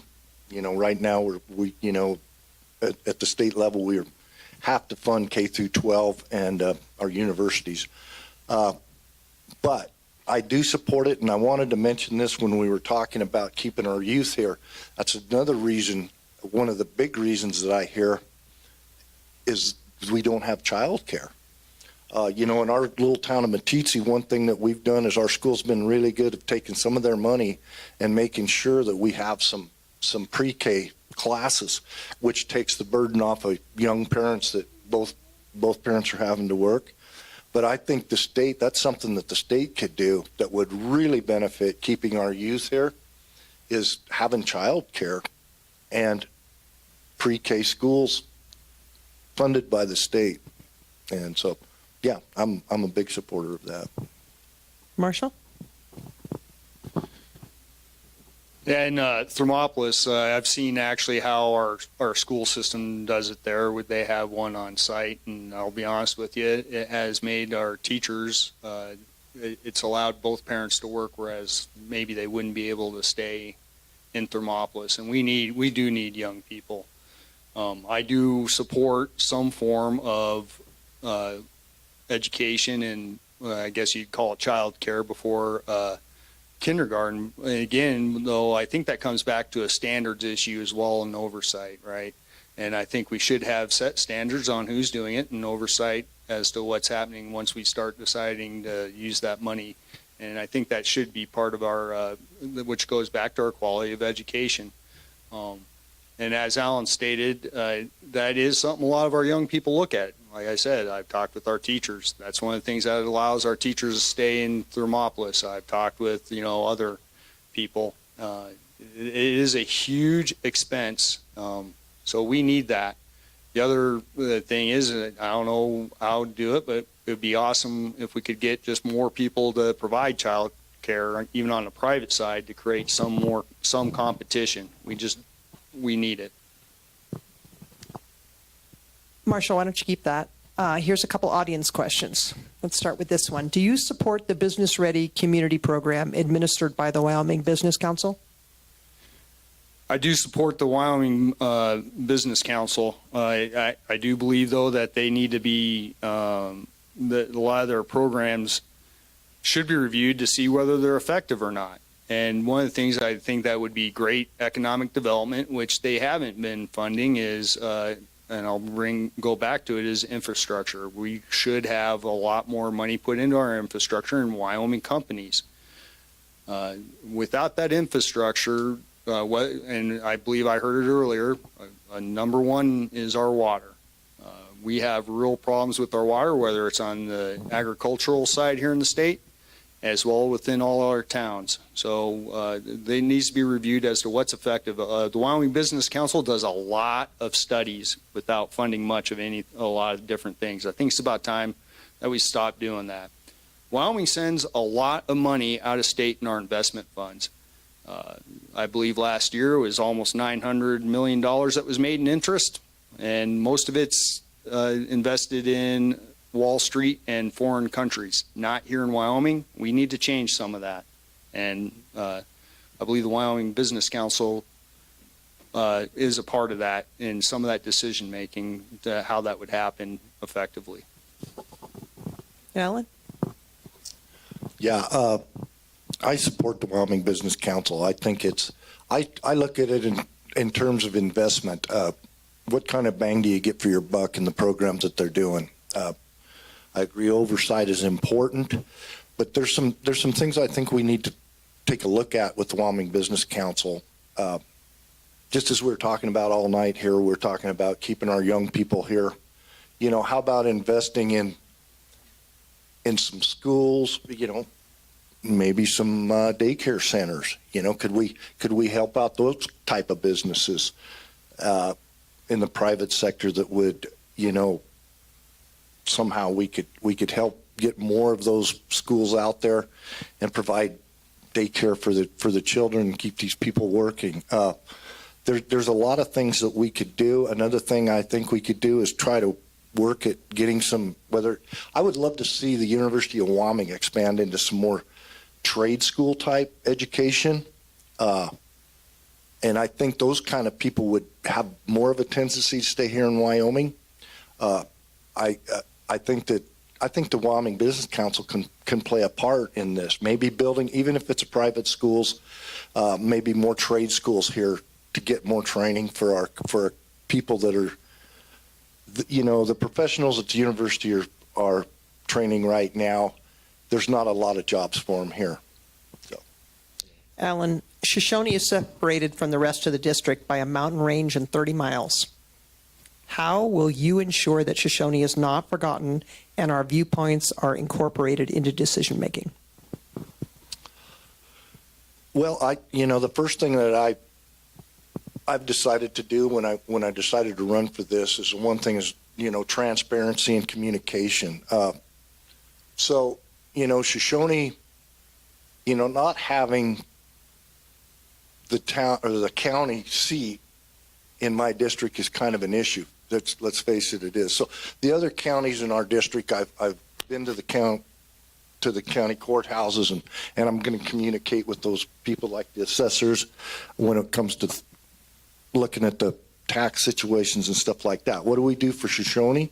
Well, I'm going to try to be very transparent. One thing I really want to do is, if I get elected, is I'm pledging now that I'll come and have, after every legislative session, I'll come here and have a town hall and let's talk. But I could especially work with whoever becomes the mayor here and stay in touch with them and see what their issues are when I'm working in the legislature. But I would definitely come here and have a town hall and let you tell me what I'm doing right and what I'm doing wrong. Marshall? Yeah, thank you. I actually drive through that mountain range every other week because I'm the town attorney here. So until I get fired, I'm probably going to be here every other week, hearing from citizens. And believe me or not, one of the things I love about here in Shoshoni is people are not afraid to tell you what they think. People here are very blunt. And at times, you got to have a thick skin to take some of it, and I love it. It's great. But even if, for whatever reason, if I ended up not being the town attorney, I would continue coming up here and making sure I discuss things with people. One of the issues I have ran into, just knocking on doors and talking with people here, is Shoshoni, a lot of people are frustrated. And they really feel like this town has been forgotten about. And I have heard on video, we've heard some of our legislators say that, you know, if some of our smaller towns can't make their own way and bring in enough money, maybe they should just become ghost towns. And I don't believe that. And I will continue working for Shoshoni and doing everything I can. And thank you. Marshall, this is the last audience question. Do you believe it is a legitimate role of government at any level to develop the economy? I do. And the reason I say that is because from the very beginning of our founding fathers, whether people like it or not, they started using government money to invest in things like shipbuilding, utility or streets, buildings. That is part of our economy. Now, are there aspects of our economy that I don't think the government should be in? Possibly. That's a dependent situation. I don't think that it should be the business of the government to necessarily come in and compete if there's other businesses already there that are doing just fine. But if the service isn't provided and we know we're not going to have competition because of lack of population or other reasons, then maybe that's something where the government needs to take a look at it.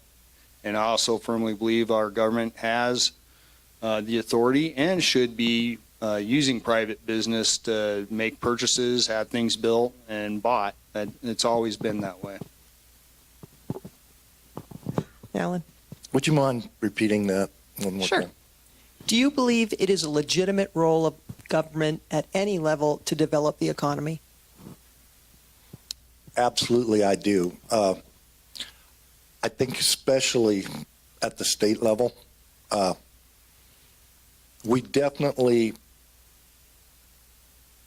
in a competition, whether we like it or not. We're in a competition, and when I heard that the rumors going around the legislature that they want to completely defund the Wyoming Business Council, I'm like, okay, if the Wyoming Business Council isn't competing to bring businesses into Wyoming, who is?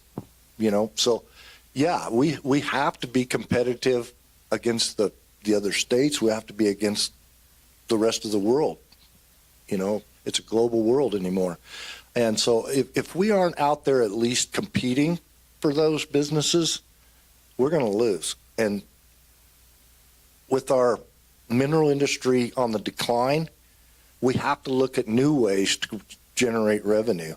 And if we aren't looking at some sort of businesses, where are we going to come up with the money to keep our state operating? That's just simple as that. Okay, Alan. Given the increased wildfire risk associated with drought, what do you propose the state should do to address these risks and make Wyoming more resilient? Well, in the long run, it's all about, drought is just a fact of life in Wyoming. And so in the long run, it's all about how do we do our water development. That's always helpful. It's all about being fiscally responsible so that when money's tight, you hopefully have some money in the bank. And I think Wyoming's done a pretty darn good job. We can always work on our infrastructure as far as water storage. We can work on our politics and making sure that other states aren't trying to take our water. We have to make sure that we're efficient with our water. One thing that I love about Wyoming and working with the federal government is how you probably all notice, you drive around the Bighorn Basin and here in Fremont County, there's just pivots going up everywhere. They are so much more efficient. I can't imagine where we'd have been 20 years ago if we were in this drought. The agriculture is going on, even though we're in the worst drought that I can remember, and I'm getting a little bit long in the tooth here. And but those pivots made a big difference. So partnering with our federal government and working towards water development is a big thing in managing drought. Marshall? Can you repeat the question, please? Sure. Given the increased wildfire risk associated with drought, what do you propose the state should do to address these risks and make Wyoming more resilient? Well, this last budget season, the legislation did approve more money for firefighting. Unfortunately, they cut quite a bit of money for our wildlands fire prevention programs and dealing with one of the issues, which is cheatgrass. And the reason they did that, to be honest, my opinion, is to look good that they're just cutting funds to cut funds, right? Instead of looking at what our communities need. We need to look at preventative measures and fund those preventative measures, because whether we like it or not, Wyoming has a drought cycle. We have fire seasons. That probably is not going to change within our lifetimes. And to ignore it and just say, well, we'll deal with it when it happens is not the answer. Why don't you keep the mic? We're going to do one last question and then closing statements. So, Marshall, describe the two top issues that you think the Wyoming State Legislature should address in the next 4 years and why. Yeah, it's a tough one because there's quite a few issues, like pet ones on my mind from being a attorney that I've dealt with that, to be honest with you, violate a lot of people's individual property rights, even whether it's in town, and some people regarding taxes. That would be one. Well, let me back up. We're talking 4 years. I can tell you this next cycle will not be a budget season. So it'll be things like, how people, their due process is dealt with regarding property disputes with the state. That's one I would handle this year or tackle right off the bat. The other is giving back our local districts and our municipalities and our counties local control again. There's been mandates as far as how we spend money and as well as regulations determining what we can't do, as well as the bureaucratic government coming in and saying, well, this is how we interpret the law and you're wrong, Shoshoni or Thermopolis or Basin, and you're going to do what we say whether you like it or not. That needs to change. And those are things I would tackle right away. Alan, 2 top issues for the state legislature. Okay, once again, like Marshall said, there's a pretty good bunch of issues out there, but I've got to say the number one thing we've got to look at is this going against the property tax deal and defunding our local governments. And it also plays into the schools as well, and that kind of ties probably my 2 major things together. School funding, we need to keep our schools funded, and we need to get back to more local control there. We need to get away. One thing we haven't talked about tonight is the recalibration and the new system, with silo system, if you will, for funding our. I'm against that. I think it takes too much local control away, and then this tax deal. Let me qualify that. This tax situation with no backfill. When they want to just take away all the funding that comes to our local governments and not even consider backfill. A lot of the problems that the mayor's candidates were facing tonight is, well, what about the money? And a lot of it all comes down to this property tax. And if you can't figure out what we're going to do with property tax, then we better figure out how to backfill for it. Okay, let's move to closing statements. And Marshall, why don't you go first since you went second last time? Yeah, thank you. And you get a minute. I get a minute. Wow, it's going to be tough. As I gave basically my resume there earlier. I have quite the diverse background. I've done a lot of different things. I have a wide variety of experience. And as a major part of that experience here in the last 6 years is I've been a part of the government here helping and seeing what's been good and what's been bad, and seeing the results of being things forced down our throat from the state, and as well at the same time while creating unfunded mandates. I believe I'm the best candidate because I do have that wide variety of experience from working all over the West and, quite frankly, also being overseas and seeing the horrors and as well as some of the good stuff. So that my time is being cut off, and that's it. Thank you. Alan. Okay, I just want to start by thanking you, ladies from the League of Women Voters. Great job. Appreciate you giving us a chance to speak with these people. Why do I think I might be a better candidate than, say, Marshall here? Well, I've been around for 66 years. I've been a resident of Wyoming this whole time. I've got a wealth of knowledge when it comes to working in the public realm and on different boards and stuff. And what it really comes down to, do I have the time? Yes, I do. Do I have the ambition to do this? Yes, I do. Will I take the time to think through every vote? I'm not going to be influenced by some outside group. I'm going to take every vote seriously. And so that's why I think I could be the best candidate. And so I once again want to thank you folks for having us here in Shoshoni, and Nice job. Thanks. Thank you, House District 28 candidates. We really appreciate you coming here tonight, and I'm sorry that the other candidates were here, but really excited that you both were here and able to speak to your constituents. Thank you. Right. We will now take another quick break, and we'll reconvene as soon as possible for the Shoshone Town Council candidates. And so if you're one of the council candidates, please take your seat, and I'll put the name tags up. And let's aim for 5 minutes. Thank you. Thank you. Thank you very much. I really appreciate it. Thanks. Yeah, thank you.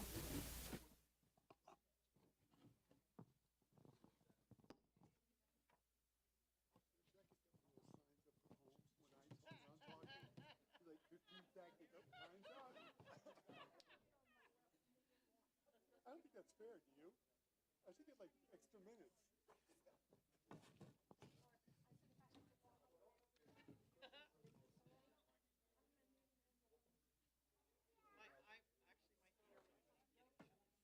Yes.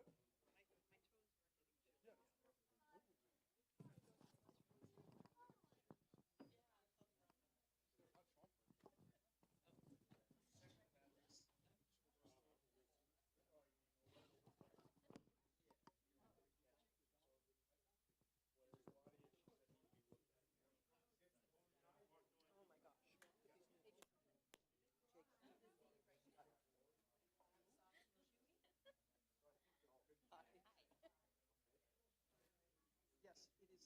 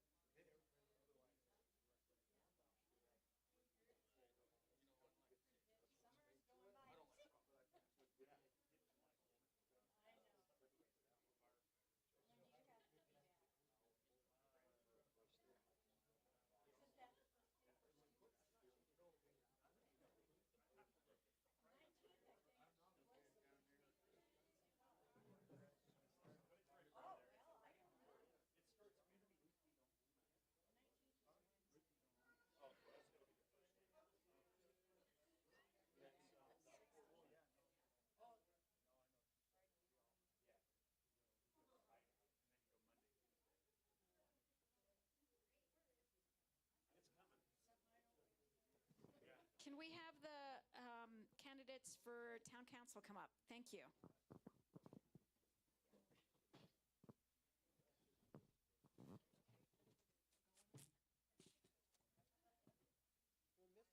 We have, no, she's here.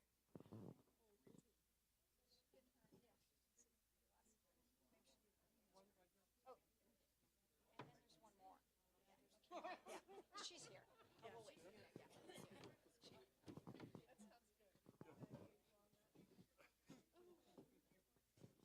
Oh, we'll wait. You okay? Yeah. Maybe she went to the bathroom.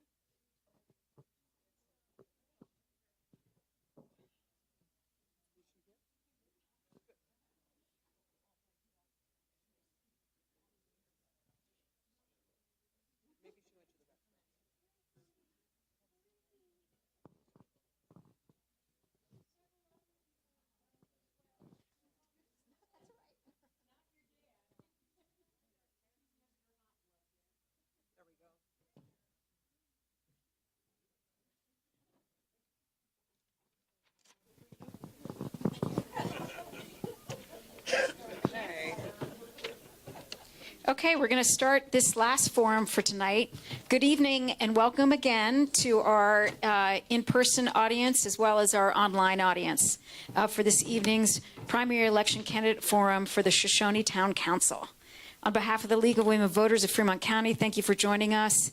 The League is a nonpartisan grassroots organization and part of the National League of Women Voters founded in 1920. I'm Michelle Scudero, the chair of the Fremont County Education and Outreach Committee. Tonight's forums in Shoshoni will conclude 11 primary election forums that we've hosted in Lander, Riverton, and Shoshoni, all of which can be found on County 10's website under the Watch tab and the League of Women Voters, lwv10.org. We dedicate this season's work to the Fremont County League founder and Wyoming League president, Linda Barton, who left us too quickly this past spring.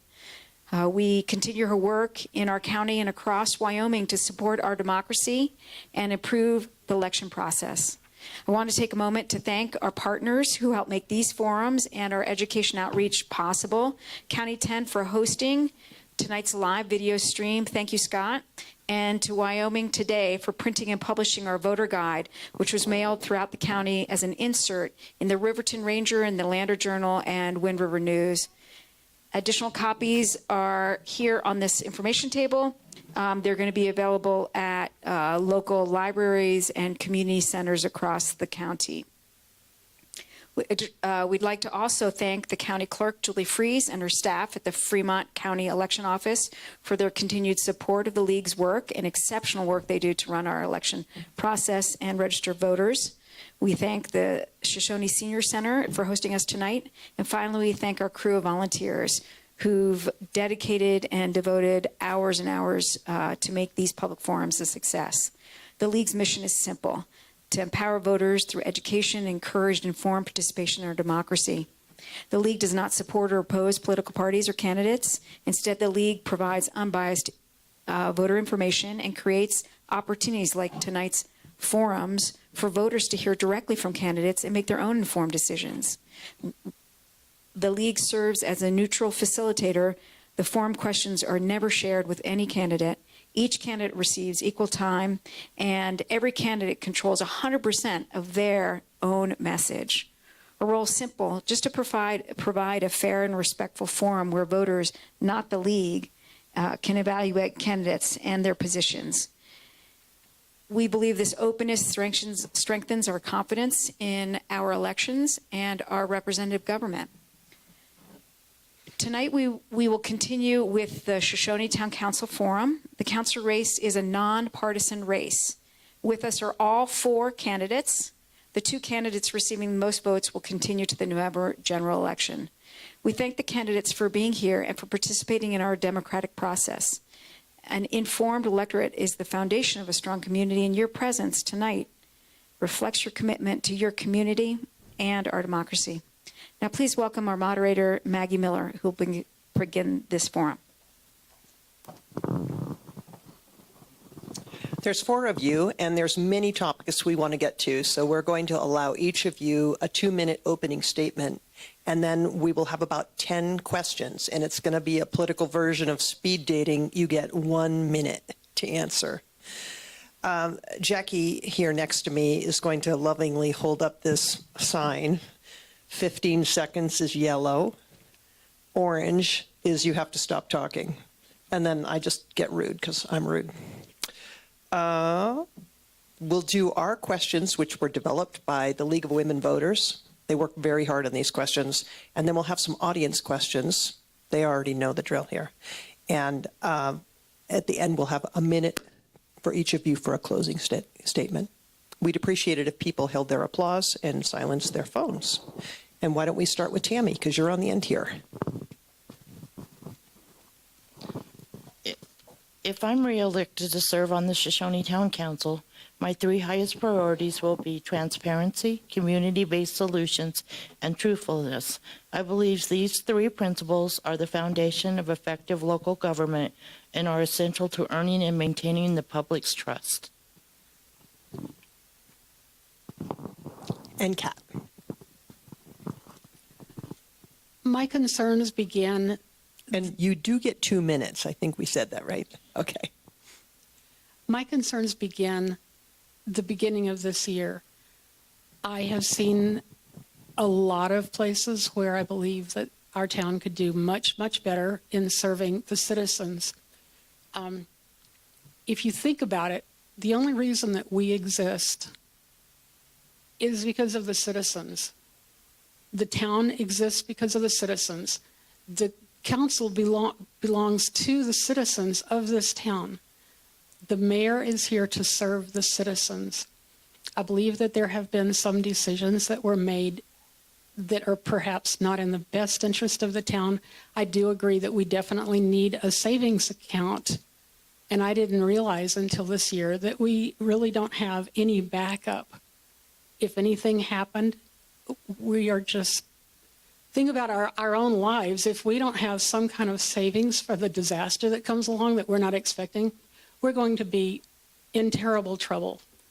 And so that's my basic premise, is we need to change some of the policies in this town to better serve the needs of the people down the road. Jennifer. Thank you. Why I'm running for city council is because I care about keeping our town strong, affordable, and responsive to the people who live here. Shoshoni faces real decisions on infrastructure, water, and our budgets over the next 4 years. I will bring common sense problem solving to the table and make sure residents have a voice in those decisions. I'm not interested in politics. I'm interested in being the voice for our citizens. Thank you. Jacob.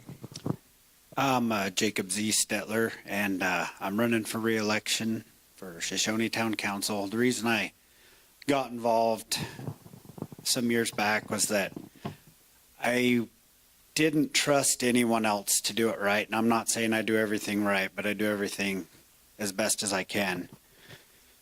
And I've got a family with little kids, and I'd like to, all my work is geared towards sustainable community, helping it grow a little bit, something to help retain some of our kids. Linda, you did mention the savings account, and there was a big fat savings account, and we put several millions of dollars into water infrastructure. And our grant match, that dwindled that down, so it is a big priority to build that back up. I think it was properly spent, but it does need to be rebuilt. I just don't want to sit back and trust others to do the job and then complain that it wasn't done right. For my resume, Town of Shoshoni has a YouTube account, and all the meetings are on YouTube. And so for the last 4 years, if you're wondering how Tammy or I do, we're on there, and you can see what we're doing. We're not always at our best, but we're always trying our best. Transparency is a big one, and I like to argue with Tammy and Councilman Nordine. I like to argue with Jordan and Mayor Highsmith. I like to argue with them, and I like to work together with them as well. And I think it's great that we have so many different personalities and views, and we need to maintain different personalities and views on the town council. So hopefully I look forward to serving the community for the next 4 years to kind of finish the projects we've been working on and hopefully get some new ones going. Jacob, why don't you keep the mic and tell us what your vision for Shoshoni is? If you were showing that to me, I apologize. I got to move forward. I didn't see the. Oh, I'm sorry. You didn't go over. It's fine. Okay, would you repeat the question, please? What's your vision for Shoshoni? It'd be nice if we could get this westward development that started in 2020. I think we're on the line now where we can start selling some houses. We were waiting on the surveyor. They finally did that this year. It's platted. I'd like to continue repair of the infrastructure and grow not into something we're not, but to grow just a little bit and just have a healthy community. That's about it. Okay, Jennifer? Well, I've lived in Shoshoni for 18 plus years, off and on. I've seen a lot of growth in our town. Great steps moving forward. I really want to see the water situation that we have going resolved, because I think they're working really hard on So I want to support that. I really want to get more things in this town for our youth. I think it's really important that we involve them in a positive way instead of a negative way. So I think it's really important that we start focusing on our youth more, alongside of the roads and water, and bringing more businesses into Shoshoni. Would you repeat the question? Sure. Just what is your vision for Shoshoni?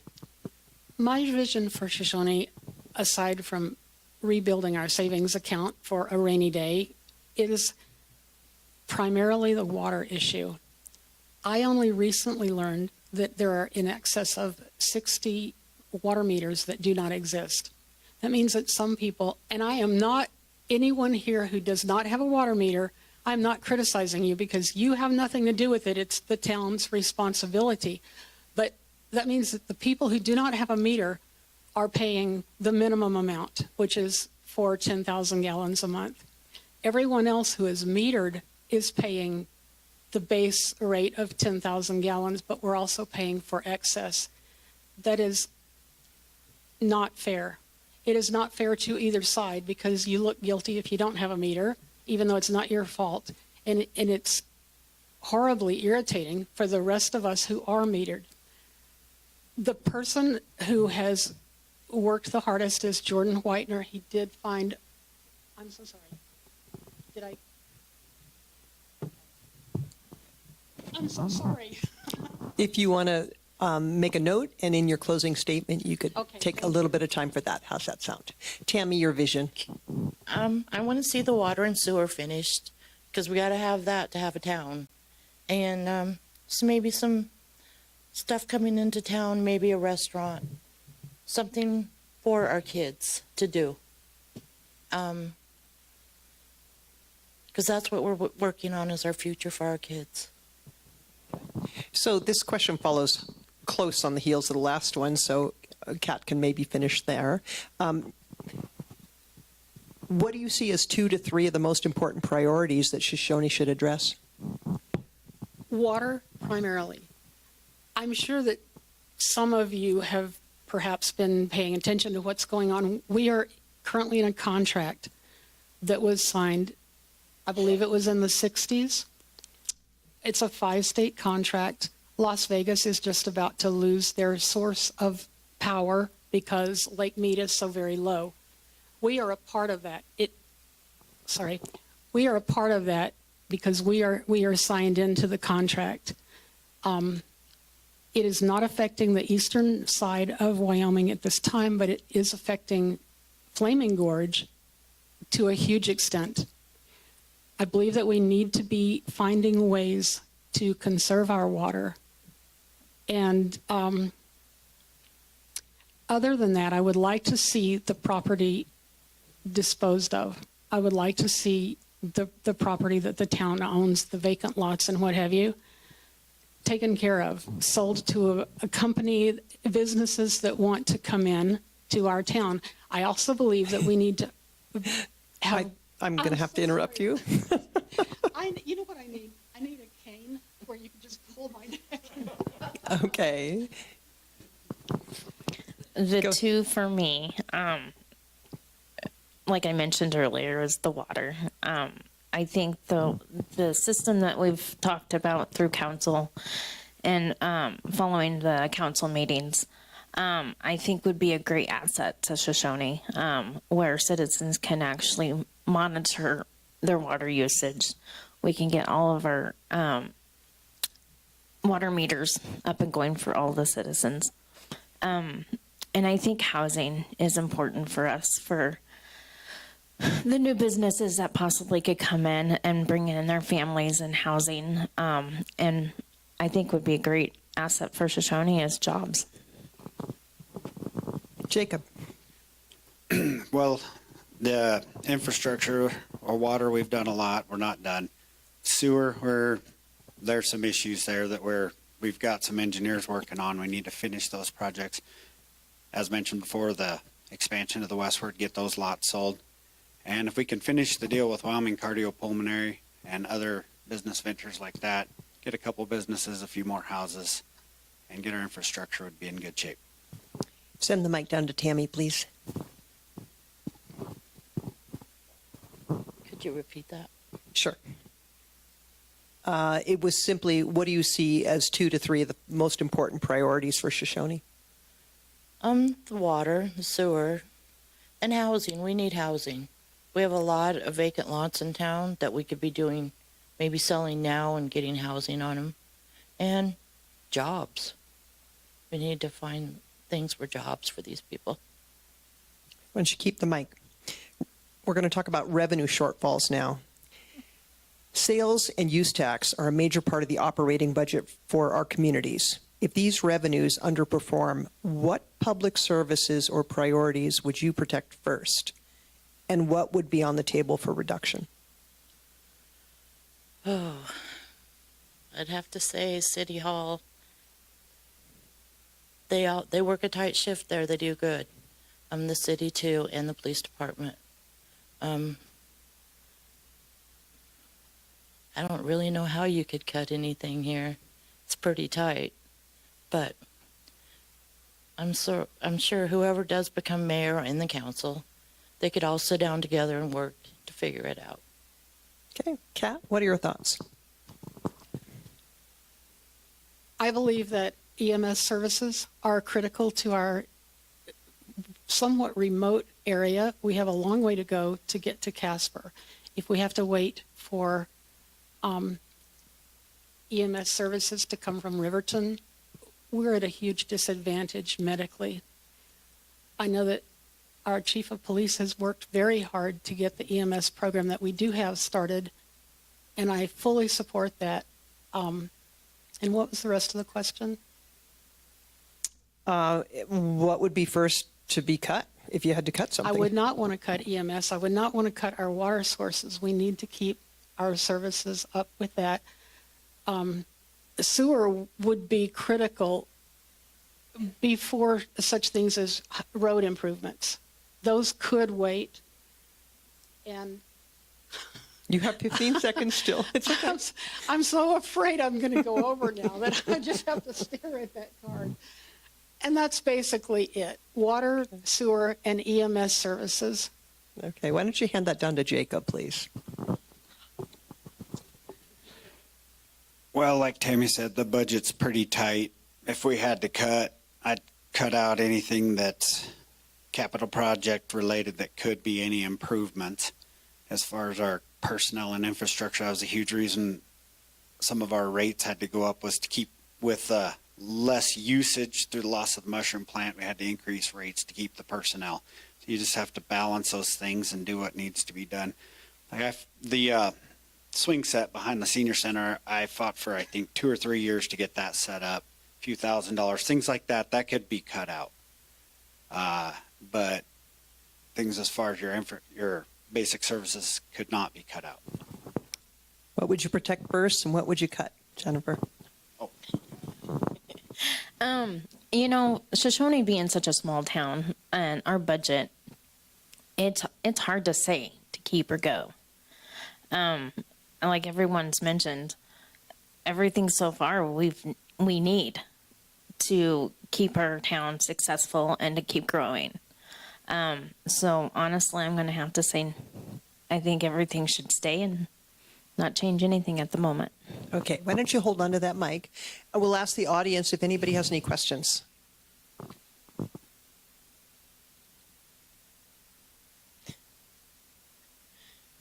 So, Jennifer, do you support the proposed 0.75% sales tax for EMS, air service, and public transportation? Why or why not? Yes, I think it's a great thing for the community. Everybody's worked really hard at making sure that we do have an EMS. And do we all want taxes? Do we all want things to go up or go down? It's going to happen.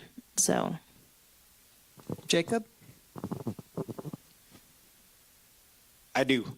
When they first came around, I was the first to reject the memorandum of agreement and made a motion to that point too. They went ahead and redid it with the new MOA through the Fremont County Association of Governments. Everybody has a vote. Every municipality and the county, we all have a say on exactly how those tax dollars are spent. We're not just giving a check to the county, doing it the way that they've agreed to it now.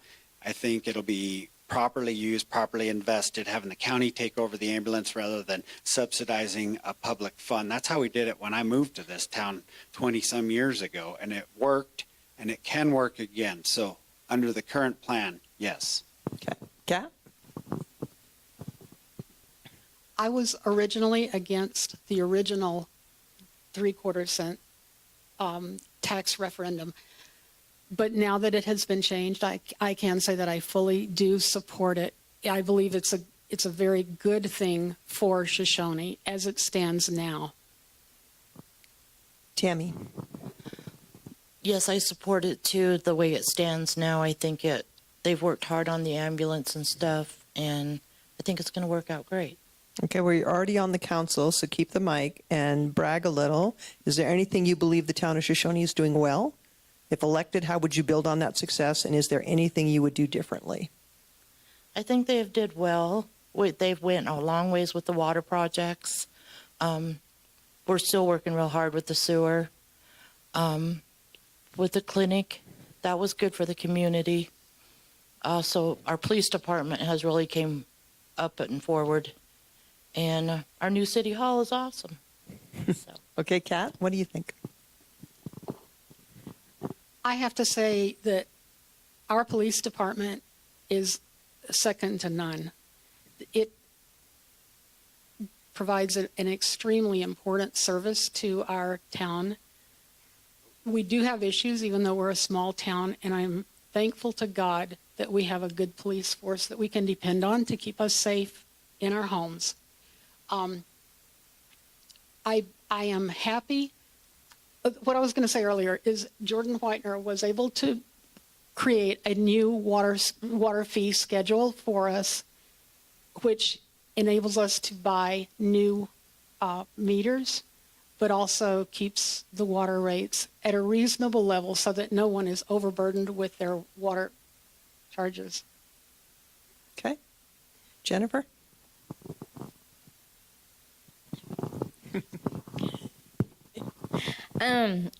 So as of council right now, I think they've done great. Like I said, I've lived here for a long time.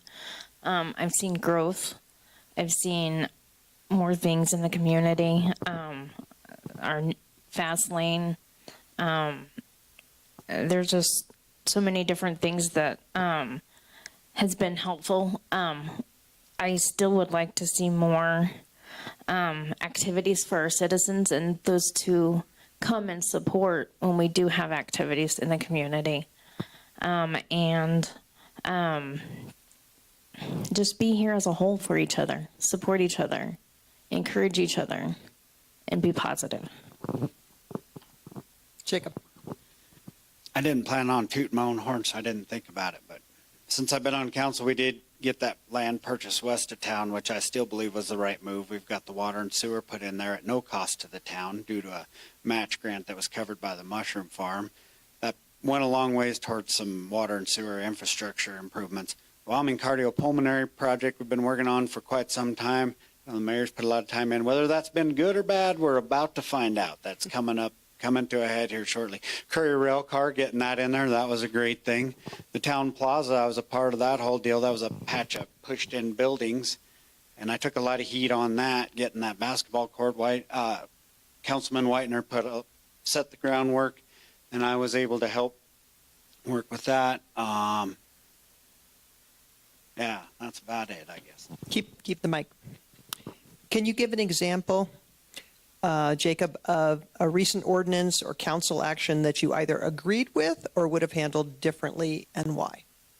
The most biggest recent ordinance action was when we redid a bunch of the zoning ordinances, and for most of those I agreed with. There was some heated discussion about some minimum size requirements, but all in all, they cleaned up the ordinances quite a bit, redefined some. We got rid of the SR, put the agriculture residential in there. It really helped clean. It didn't really change much, but it cleaned up the ordinances quite a bit. That was the biggest ordinance we passed. I mean, the biggest one was the budget, of course, and well, 2027, we'll see if that works, but we think it will. But the rezoning, we cleaned up a lot of confusion. Jennifer, any recent ordinance or council action you either agreed with or would have handled differently? Honestly, I think the council's doing quite well for our citizens. When folks do come out and speak, they listen. Yeah.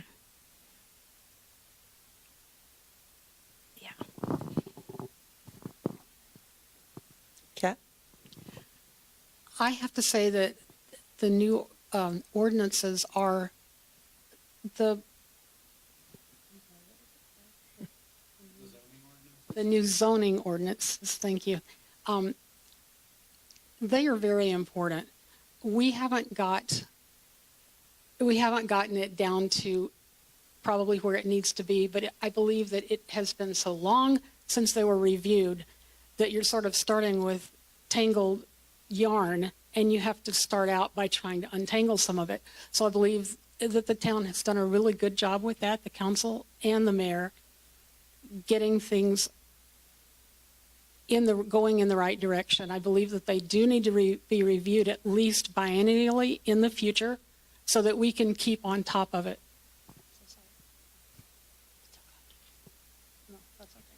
Tammy, what are your thoughts on that? I have to agree with Jake on the zoning. We have cleaned it up a lot, and you can really understand a lot of it now where it was really confusing before. Okay. Tammy, let's go to the budget. What specific change would you propose to the 2026-2027 budget? And how would you make the change happen?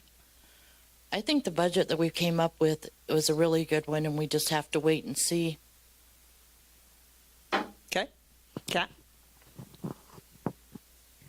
It's awful to have to fall back on this, but time will tell.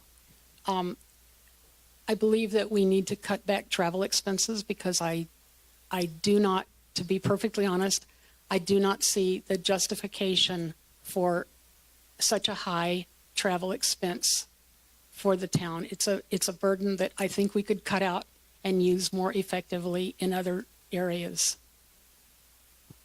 Jennifer?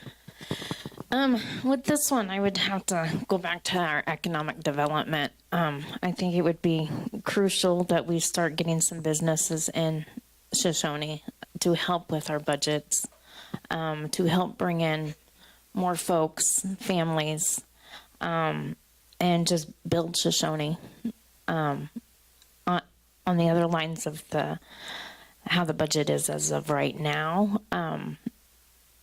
There was a lot that they went over this year. So like they said, it depends on our council, our mayor, how this next year will go. I thought we did pretty well on our budget. Our clerk and clerk's department, our town coordinator and all worked, and the mayor worked really hard on getting accurate predictions on revenue. And we had quite a few discussions with the department heads and stuff to get things narrowed down. We had to sharpen our pencils to address the travel expenses. It is also higher than I would like, but we're like with this Wyoming cardiopulmonary project we've been working on. It's accumulated a lot of miles, a lot of travel expenses. Time will tell if it was a wise investment or not, but there's a definite reason for the investment in the travel expenses. But you are correct. Every dollar needs to be looked at twice before we spend it. Okay, let's send this question to Jennifer. This is the first audience question. Watching town meetings online is sometimes embarrassing when council members attack each other. Effective local government depends on respectful working relationships among elected officials, town staff, and the community. If elected, how would you work constructively with council members and town staff, even when opinions differ, while keeping the focus on serving Shoshoni residents? Most importantly, we are here. They're here for the citizens and the voice. Sometimes that we have folks that aren't able to make it to council meetings, and so they do go to the council to be the voice at our meetings and to know what's best for our community. I know from past and I'm sure for future, there are going to be heated moments. Honestly, it's how we handle them, because we do reflect by our words and our actions how we are in the community for our citizens. Jacob? Yep, it's embarrassing. We need to quit doing that. Kat, what do you think? People get emotionally involved in things that concern their pocketbook or how they're going to have their lives determined for them. I believe that if we encourage people to come forward with their problems, their concerns, their questions, that there will be less frustration. I believe that we need to make it clear to the citizens that the council and the mayor exist to hear their concerns. If you feel like you're being ignored, you become much more hostile. That's just the way we all are. And so I believe that if we foster an environment of listening to the people and trying to address the questions as much as possible, we can eliminate some of that. Tammy? I might see there's been some heated moments, but sometimes I see those have been pushed forward. But we all have to learn. We're all human, and we'll figure it out. Okay. Why don't you keep the mic? Why is the west side so important when the water and sewer is needed in some part of the town? It was so we could start developing those lots with that 90 acres that we have over there. We do have a lot of new water lines in town. I know we need to work a lot on the sewer in town. Okay. Kat, why is the west side so important? I am speaking as a member of the audience when I go to council meetings because I'm not on the council now. It has been presented as being important so that the town can grow, so that we can have lots to offer people who can develop those into their homes or what have you. I can see that, but I also believe that we need to become much more discretionary as to what projects we choose to back and which projects we need to say, this would be a good thing, but not for Shoshoni.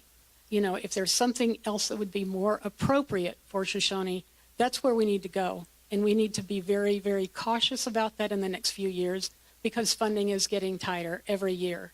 I want what's best for Shoshoni. I want what's best for the citizens. And thank you. Jennifer? For the west side, yes, it has been mentioned for growth. I think we have a lot of areas in Shoshoni where we can grow. I really want to see more folks coming into Shoshoni, and families. We have a great school. I wish sometimes they supported the citizens more in the community, in the families. But with our school, I think we just need to bring Shoshoni more growth. So back in, say, 2011-ish, I think that's the year the town council was replacing sewer lines all through town. They had some great matching grants and a lot of work was done. Director of Public Works at that time had said that after those were completed, that all the big problem areas were completed. The reason all the money, all right, so the millions and millions and millions that have been spent west of town were not in the westward expansion because the wells are west of town. We've worked on the water tank access, transmission lines, wells themselves, and the well housing, not to grow them or any big plans for the future other than to maintain current service for years to come. That was the intention. Now, as far as the west side where we redid all the sewer and all that, that was a 95.5 grant paid for by the mushroom plant, cost the town $0. Kat, why don't you take this question? What ways will you support the youth and seniors? I believe that one of the best ways that we can support the youth is by supporting the families of the youth. we have a lot of very low income families in this town. Those families are unable to provide for their children as much as they probably would want to, but certainly need to. I believe that our 3-on-3 basketball and other youth-related activities are a way of including our youth into the community, and I would like to see more programs like that start. I would be very interested in being instrumental in bringing more of the youth into the community as members of the community, not just as incidental creatures living here. Jenna? Oh, Tammy, did you answer that question already? Okay. It's on the youth and the. Yeah. I'd like to see where we help the seniors, where they can get them to their doctor's appointments. And then with the kids, I'd like to see that we could do more things in town, maybe a splash pad at the park. Trying to keep our community so the kids stay out of trouble. Because I think our police department does an awesome job and lets these kids kind of be good, but they get to do some of the things that a lot of kids don't. So, Why don't you keep the mic? This is the last audience question. How can you best work with the people? I'm sorry. Thank you, Jordan. You're listening. This is good. So based on the youth, I think like Jordan and Chris, they do great at our 3-on-3 and other events. But I think it would be important too that we actually maybe listen to our youth, get some ideas, see what they want. Because other than Jordan, I don't know, and I personally haven't yet, reached out to our youth or even know exactly how to reach out to our youth on what they're wanting, what they see as a future for Shoshoni, for them and possibly their families. For our seniors, I think we have a lot that don't have transportation, and that there's times meals may not be getting delivered to them, and they may be, but I would like to actually reach out and help if they need cleaning, laundry done, things like that. Thank you. Jacob. As far as the youth, we got the town plaza basketball court. We need things like that, more things like that. The swing set that I fought for years, that's great. More things like that. Seniors, we've all been working together to try to keep the senior housing a long-term viable thing. It's great that we have it, but we need to keep work on that. I mean, the biggest thing is we need to have good utilities, a good infrastructure to the town, and it needs to be a business-friendly and family-friendly environment to bring in some more families, bring in some more business. It's the only way we're going to retain people and have a healthy community. Why don't you keep the mic? And we'll do the last audience question from that end. How can you best work with the people within Town Hall or advocate for the various departments? I can work with anybody. I like getting along. I like arguing. A good debate is where some growth comes from. When I say argue, I don't really like arguing. I do like a good debate, though. And listening to people. I listen to everybody. Everybody, whether you like me or not. If you've come to me with a problem, I have listened and I have tried to correct my actions to help people. And I've been doing that. And nobody can say I didn't that ever came to me with a problem. Because I'm here to help people. We just need to work together. And I love differences in people because that's what it takes to make things grow. How about you, Jennifer? One of my biggest passion for running for council is the fact we're here for the citizens. We're here for the community. It's the mayor who needs the council. The council needs the administration. And the administration needs the citizens. And the citizens are our community. That's what makes us a whole. Kat? Yes. How can you best work with the people within Town Hall or advocate for the various departments? I believe that listening is probably the most important tool that I have. If I don't have an answer, I will get an answer for you.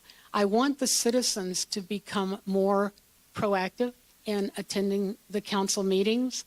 I want them to ask questions. If you have a question, I don't mean we because I haven't been elected and I'm just an audience member, but you are the reason that the council exists.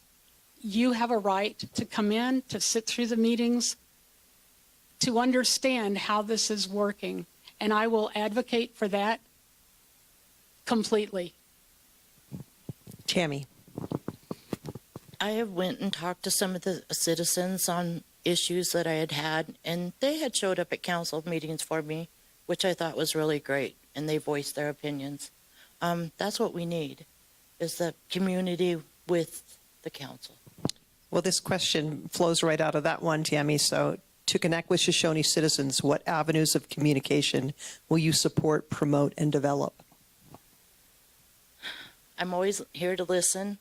Sometimes I might not agree, but that's just the way people are. I'll ask questions, I'll research, I'll do what it takes to try to figure it out. Kat? I am available to people through my cell phone. I'm available through my Facebook page. If you have a question, you can come to me. You can drop by my house if you need to. I believe it's important that we have good communication with all of the citizens. Jennifer? Like our main goal and focus for our community is to be here for each other. Like Wade said, we're gonna have the same opinions and some not, but it's how we handle and we support each other. And we are a voice for all. Could you repeat that, please? Yes. Hold on a second.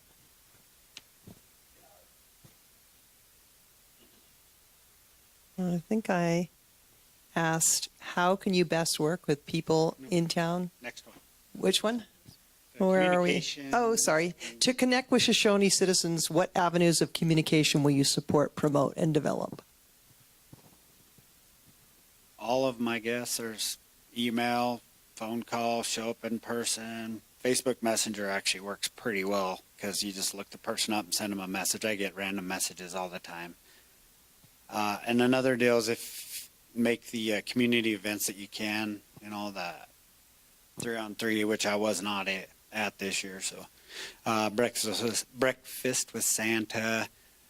There's just different events if you can just show up, be present, and ask people how they're doing. But anyway, if you've got a communication that you feel the need to get out there, there's a way. Just please do it. So let's move to closing statements. And because you were last at the outset, why don't you start us off, Jacob?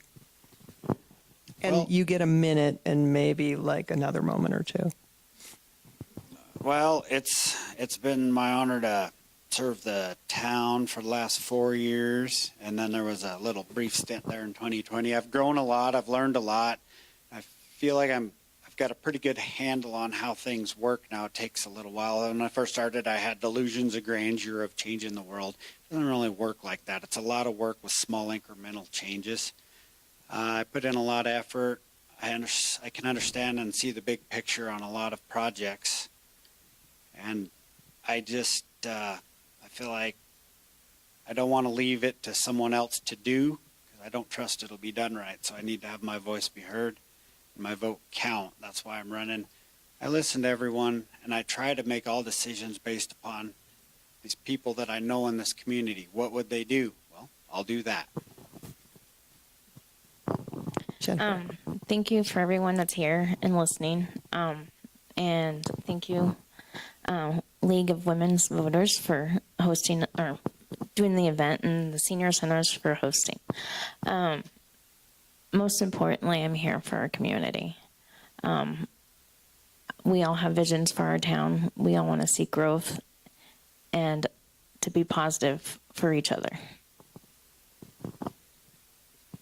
I want to thank every citizen who has come tonight. There were other things you could have been doing, but you took the time to come in here, and that tells me that you are interested in how our town progresses. I believe that there are some things that we need to walk away from. There are certain projects that might not be the best fit for Shoshoni. There are other projects that would be excellent for Shoshoni and would provide opportunities for growth and employment. And I think we need to very, very carefully consider what we are putting our money into and what we are applying for. I have had experience as a surgery pre-cert specialist for years. That involved making sure that the insurance companies gave us a pre-cert number for surgery. Some of them were neurosurgery, spine surgery, hundreds of thousands of dollars. If that didn't get done, that person could have been out that money. And I took that job very, very seriously because I understood I was working for those people. That's how I feel about this town. I want to work for this community.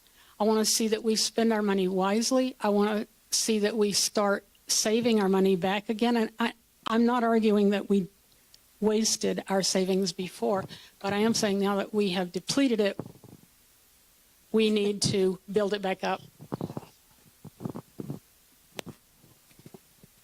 I have been on the council for almost 5 years now, and I have enjoyed watching it grow. I've seen a lot of changes, and I want to see it keep changing. And I want to thank you guys all for being here. And if you guys have anything to ask any of us, please do. Thank you. I want to thank each one of you for coming and for, putting your best foot forward. To be up here in this environment isn't comfortable for a lot of people, and you all have given us a great amount of information to think about. Thank you. And thank you to Maggie and Jackie for your work tonight. I want to have a little public announcement here. You all know that the primary election is August 18th, right? Call your local county clerk's office to confirm that you are registered. If you didn't vote in the general election in 2024, you've been purged from the voting rolls, and you will need to re-register. After the 2024 election, 86,000 Wyoming voters were purged from the rolls across Wyoming. So you need to call the county clerk's office and to confirm that you are still registered if you didn't vote in the general election in 24. And you also need to ask them the proper identification and proof of residency documentation that you're going to need to supply to re-register or to register. Early voting begins today at Wyoming local election offices. And remember that tonight's forums are available on County 10 and the Fremont County League's website. And thank you very much for being here, and have a good evening.